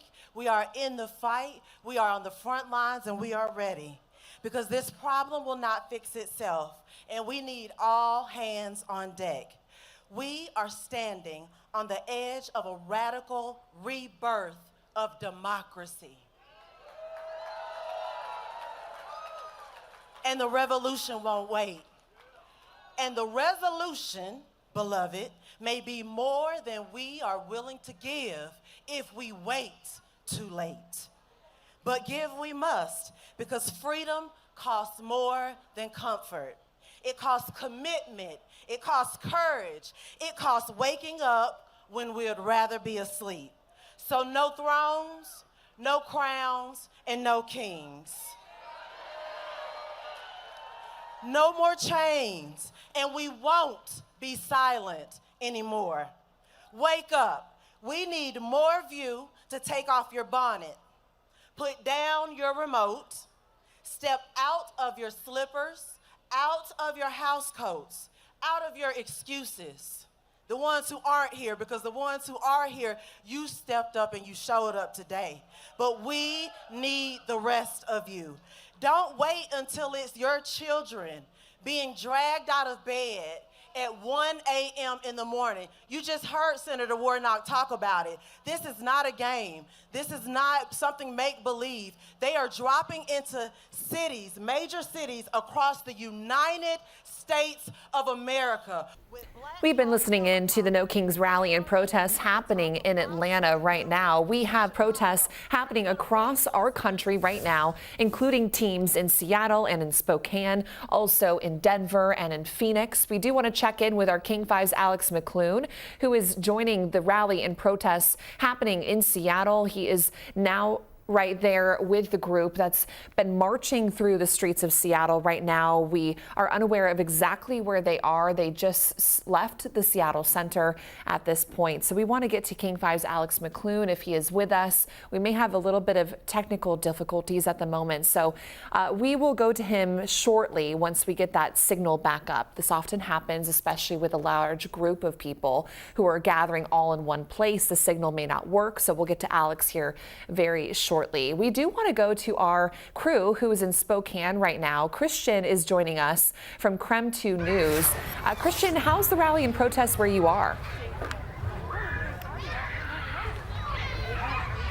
Hey there. Yeah, no, the protest just started here at B.A. Clark Park in North Spokane, right on Division Street. I'm actually going to step off screen and show you exactly what I'm seeing right now. Crews are lining the street of Division here, but that's not where a large majority of the people are. We want to pan over here just to the right. They are gathering here for different speeches and different things like that here at B.A. Clark Park. Now, I will say the different groups that are here, the Party for Socialism and Liberation, local activists, as well as the Spokane Labor Council, they're all giving different speeches and what have you here at B.A. Clark Park. Like I said, this just started here at 1 o'clock, but still a very, very impressive showing here. While there's definitely more than definitely 100 people here as well. Hundreds, if not thousands, are expected to line the streets here of Division in North Spokane as people continue to come out here with their different signs. Some of them are in different costumes as well, just gathering here for this No Kings protest here in Spokane. Now, I will say other protests that have happened here in this very park, really, just a couple of months ago, there was another different protest as well as a couple of years ago with the Black Lives Matter protests as well. So this park is no stranger to large turnouts of different protests and everything like that we have had here in this area specifically. Now, I will say there are a ton of different people from a ton of different ages. I feel like we've seen everyone from children as small as maybe 7 or 8 years old to those who are retired. We did have a chance to speak to a man. His name was Harvey. He's been photographing these different protests and stuff like that for the last couple of years since he retired. And he was just telling me off camera that, this is definitely something that he didn't see himself doing in his retirement, but he's so glad to come out here and support everybody and to make sure that all of their voices are heard here in the Spokane area. But like I said, just hundreds, if not thousands, are expected to be here in northern Spokane here at B.A. Clark Park. It just started here at 1 o'clock, but we'll definitely bring you more as this continues to develop, as more and more people start to show up here to make their voices heard. We'll send it back to you in the studio. All right, Christian, thank you. I do have one question, Christian, if you can still hear me. Does the group plan to also march through downtown Spokane today, or is it all staying in that one park? Yeah, that's a great question. And as far as I'm aware, all the different organizers that I spoke with, they don't have any intention to march. In the past, all the different protests that have happened here at B.A. Clark Park have stayed here in B.A. Clark Park. They really just line both sides of division, but don't really take to the streets, if you will. So I don't think there's any intention for them to march. But like I said, it is still very early in the protest. And so really we don't know at this point, but no intention as of right now. All right, Christian, thank you. Live for us in Spokane. Again, rallies are happening across our state right now. We are aware of some happening in Tacoma, Bellingham, Renton, just to name a few. Thousands of people have already showed up to protest in major cities across the U.S. So far, all the protests that we've been following remained peaceful. We're keeping a close eye on this. This is a look at a protest happened in New York City today. The crowd in Times Square, really in the heart of the city. Lots of people gathering there with signs as well. And we were aware of many speakers also in New York today. This is a look at a large rally in Chicago that happened earlier today as well. Many of the same scenes happening across our country, and a look at a rally at our nation's capital. These aerials show people along a bridge above an interstate. There are several events outside of federal buildings. Bill Nye, the science guy, who is from the Pacific Northwest, just spoke at an event there. We are here to tell our lawmakers that what's going on in our government is wrong. They must stop the abuses of this petulant president and his circle of sycophants. No thrones, no crowns, no kings. And here is a look at a large rally in Philadelphia. Many people taking to the streets there. Most of these rallies happening at state capitals or federal buildings, typically where people gather for other protests as well. Many of them turning out into a march as well. Here's a look at the turnout in Boston.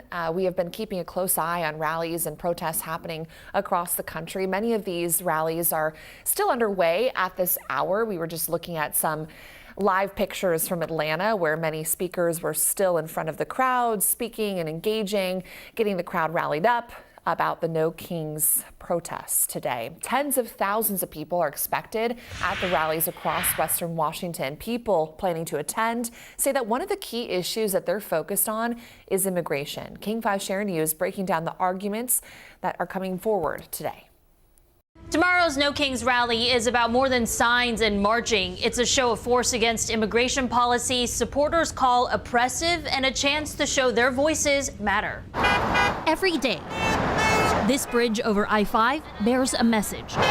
Thursday, it was No Kings, No Fools, looking ahead to Saturday's rally. I just lived nearby and noticed it was happening and had to do something. It's important that, we stand up, speak out while we still can. For some, doing this is deeply personal. The man I live with is an immigrant. He carries around his passport all the time. According to the American Immigration Council, 15.6% of Washingtonians are immigrants. An average of 1,180 people are detained at the ICE detention facility in Tacoma. Nationwide, 71.5% of current detainees have no criminal convictions. President Trump's deployment of the military to assist ICE in various ways has paralyzed the immigrant community no matter their status. That's the top line for immigrant advocacy groups like One America. To keep military control and keep us down, creating this artificial war within our country that doesn't exist. Washington GOP Chairman Jim Walsh says Trump's immigration moves are headed in the right direction. We do need to enforce proper federal immigration law. And there is no doubt in my mind that the previous White House administration failed to do that. Walsh says the Washington GOP supports legal immigration, a stance rally supporters fiercely oppose. It's the distinction between a legal immigrant who's here with a visa or with a green card and those who are here without a visa, without a green card. Too often in our discussion of immigration policy, people talk about migrants or immigrants as if there's no difference. Obviously, no one is illegal in the slightest, and undocumented individuals are community members. They're doing the same thing that every single person in this country is doing, which is waking up, going to work, trying to make a living. Trump has not indicated he will be sending the National Guard to Washington, but elected officials like Seattle Mayor Bruce Harrell are preparing and have signed executive orders aimed at preventing federal agents from using city property, as well as covering their faces during official business. In Seattle, Sharon Yu, King 5 News. Leading up to today's events, the No Kings Coalition leader spoke out against claims from the Trump administration, who have called the protests lawless and anti-American. Organizers emphasize that it's the lawful right of the people to peacefully protest and stand up for what they believe in. There is nothing more American than saying that we don't have kings and exercising our right to peaceful protest. America doesn't have kings. That's our entire point. They are refusing to accept the fact that the American people are pissed by the millions. They are refusing to accept the fact that their actions are harming our beloved country. They are refusing to look in the mirror and accept the fact that they are destroying America. And let's call it what it is. It's a lack of accountability and denial. Now, Speaker Johnson can laugh all he wants, but blaming working people for his own government shutdown is beneath the office that he holds. The real threat to this country isn't peaceful protesters. It's politicians shutting down our government to protect billionaires and corporate greed. We have an obligation to the people in America to fight for the people in America. Just like those 249 years ago, just like those in the civil rights movement. That is our obligation. That is our moral obligation. And we are all taking that moral obligation on. We want to check in now with rallies underway across the country. This is a live look in Atlanta. Stacey Abrams is speaking right now. Let's listen in. And make it sound like the truth. And they take over CBS, and they take over NBC, and they take over ABC, and they take over TikTok because they don't want us to know the truth, because propaganda sounds better. Then you get to step 7.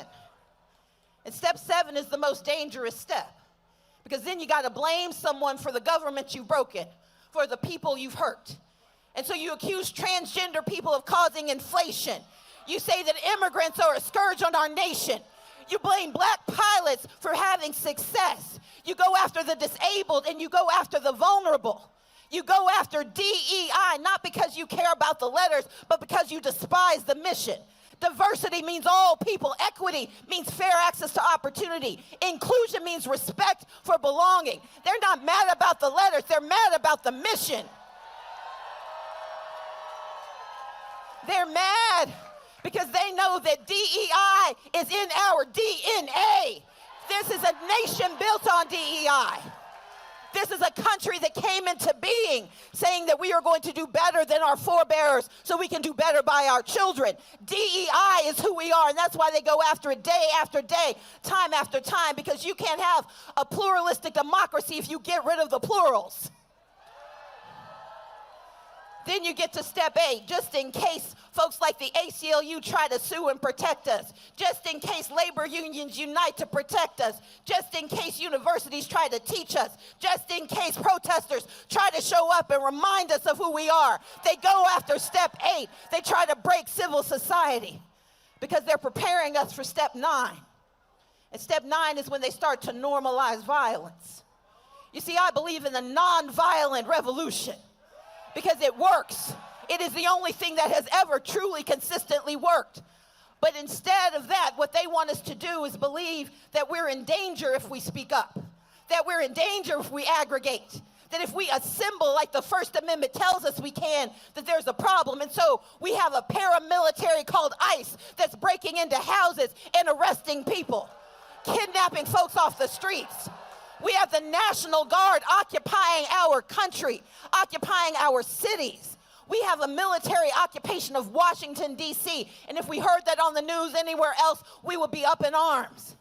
And yet here in America, we're supposed to just take it as normal.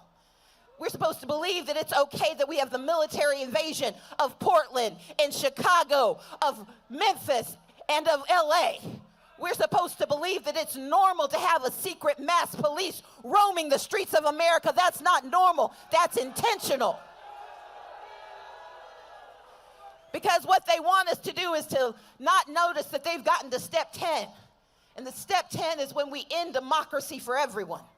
That's why Texas is redrawing its maps. That's why Missouri redrew its maps. That's why Georgia purged 400,000 people from its rolls.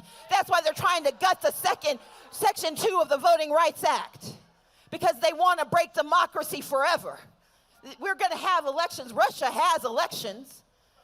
Turkey has elections. Venezuela has elections. But if they already know who's going to win, what's the point of showing up?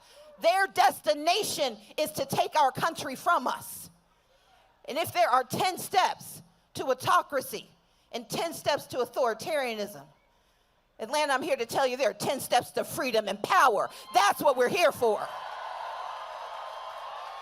There are 10 steps to freedom and to power, to health care for all. There are 10 steps to protecting our patriots. There are 10 steps to protecting our democracy. There are 10 steps to protecting our right to control our bodies and control our futures and control our minds.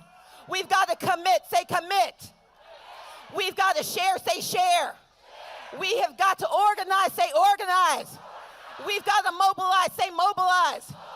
We've got to litigate, say litigate.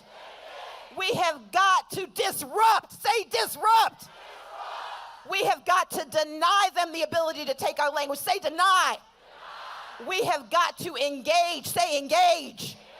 We have got to elect, say elect. And when we get those 9 steps done, we are going to demand the nation we deserve. Say demand. Say demand. Say demand. We demand our freedom. We demand our power. We demand our freedom. We demand our power. We demand our freedom. We demand our power.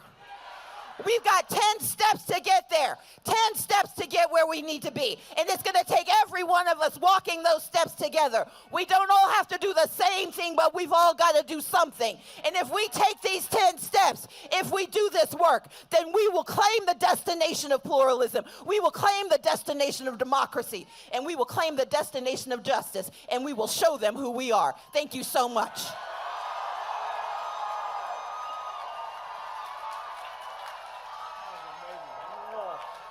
Yeah!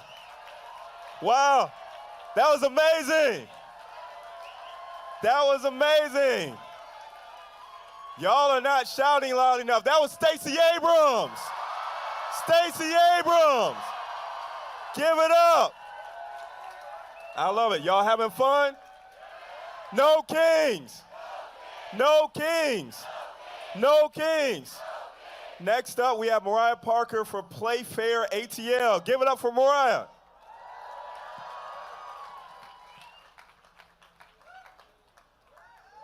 ATL, how y'all doing? I said, how y'all doing? Are y'all feeling mighty? Are y'all feeling powerful? Are you ready to take back our democracy? All right, my name is Mariah Parker. I'm here with the Union of Southern Service Workers as well as Playfair ATL, a coalition of housing, immigration, and labor justice groups coming together to ensure that the World Cup here in Atlanta in 2026 is fair and equitable and serves all Atlantans, not just the wealthy few.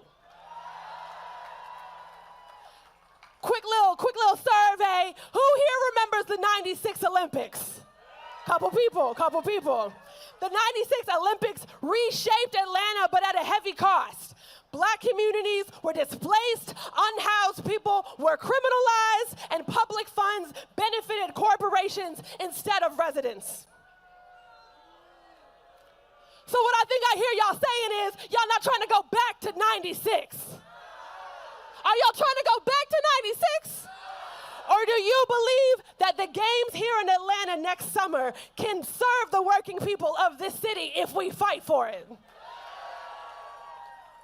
We will not let history repeat itself. The World Cup or beyond. We have been listening in on the No Kings protest and rally happening in Atlanta right now. That is continuing live on the No Kings organization live stream. Thousands of people are attending a rally here in Washington from the Seattle Center now through the streets of downtown Seattle. King 5's Alex McClune is there right now. And Alex, what's the latest from the protest?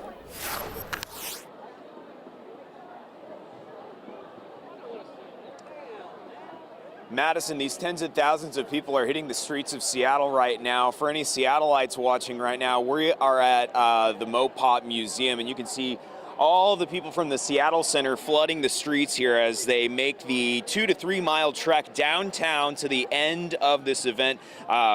The end of the march, undisclosed by the organizers, but they are leading this march through the streets. You can see all the signs that range from, you know, a play on words, No King's Day, to the outright fury people feel here in the Pacific Northwest. As you take a look around, you're looking at 5th and Thomas, if you're familiar with this part of downtown, just below the monorail of Seattle. And organizers here have flooded the street. We have seen Seattle police marching, watching over this event. Throughout the summer, the 2 prior No King's Day protests have remained peaceful, no incidents. The one we saw over the summer, one of the largest demonstrations the city has ever seen.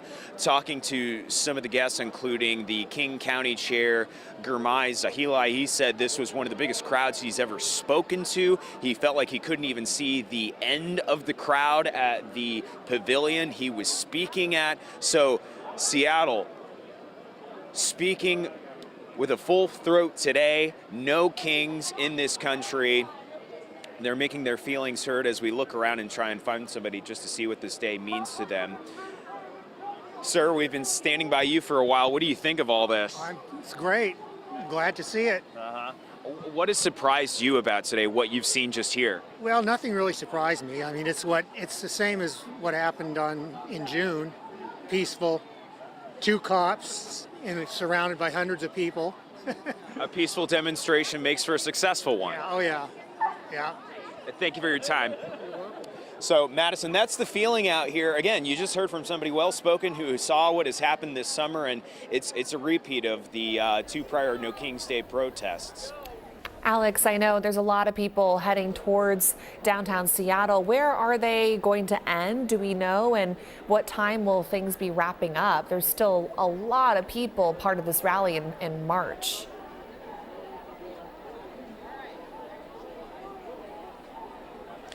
Yeah, a lot of people.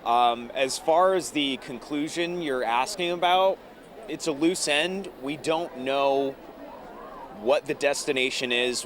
I was asking a couple of organizers, and that's part of the deal they made, that they are not telling us where this is ending, but all we can tell you is we're marching on 5th Street right now. The march was supposed to go down Harrison Street, if you're familiar with Seattle, one of the main thoroughfares here. This is the way it's going. You're looking south right now, so this is going south through downtown Seattle. 2 to 3 miles is the best we know, but that's not a problem for anybody. I think if you're in downtown Seattle and you look out your window, you're just going to see people walking in that direction. And as far as a conclusion site, well, that's yet to be seen, Madison. Yeah, that makes sense, especially with security and safety protocols. Alex, did the group from Capitol Hill in Seattle join this group yet, or has that not happened?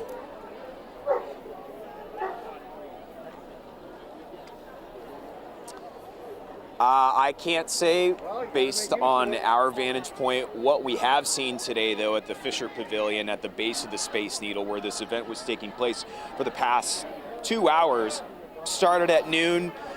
We heard from elected officials, union leaders. That was the big rally site, and that's where these tens of thousands of people are coming from. But I would imagine that they would be converging, but a lot of energy here, Madison. Yeah, definitely. And this is also happening right now live in Seattle. Alex McClune, our King 5 reporter, is on the street right now following along as the protesters are continuing through the streets of Seattle. They just wrapped up all their speaking engagements at Seattle Center. Very similar amount of people that we saw last time in that June rally for the No Kings protest. This is the largest one happening in our state right now. We just spoke with a crew that was in Spokane, so we know there are rallies happening across Washington state today. Let's go a little bit south now. We want to check in with our crew in Portland. Jake Holter from our sister station KGW was at the rally that just began to wrap up. We're here in Portland, where in true Portland fashion, there have been plenty of inflatables out here at the No Kings rally. You can see here now they are getting ready to start marching. For about the last hour, they have all been gathered here at what's called Waterfront Park to listen to plenty of different speakers. But now it appears that they are going to push down the park, and we're told that they'll cross a bridge, go down the other side, cross back over as the No Kings rally continues. Now, we heard from everybody from faith leaders to drag queens today. It was kind of running the gamut of speakers today, and I would say to my eye, there's definitely thousands. It'll be interesting to see what a final official head count will be, but there are plenty of people here today, and we heard people in the crowd discussing amongst themselves, saying, you know, do you think this one is bigger than the last time we had a big one? And people are agreeing that they do think it seems bigger. Now, of course, context for this Portland rally, obviously with the last month of protests down at our ICE facility, as we're still waiting for rulings about whether or not the National Guard can come into the city. You know, it's adding another layer here for Portlanders, and we're hearing that, and we're hearing the outrage from people who are out here protesting, and you can see it in their signs, you can see it in their costumes, and just what they're telling us. So it has definitely been a very interesting day, a beautiful day for protesters. But yeah, as you can see, it does look like it's continuing to clear out. When we got here, you couldn't really see green at all as they continue to push north to continue a march. And that's the scene here in Portland. I'm Jake Holter for KGW. And thank you for joining us for this special coverage. We will continue to follow these protests and keep you updated all day right here on King 5 Plus, also king5.com. For the very latest on the No Kings rally and protest today, also our interview with the GOP chairman, Jim Walsh, head to our website, king5.com. We'll have newscasts back here later today on King 5. We'll see you then. Good night. When you're on the field, you're playing for your fans. At home, you're playing for your family. My playbook: read labels, keep it allergy friendly, and have an epinephrine nasal spray as a backup plan. As part of its public health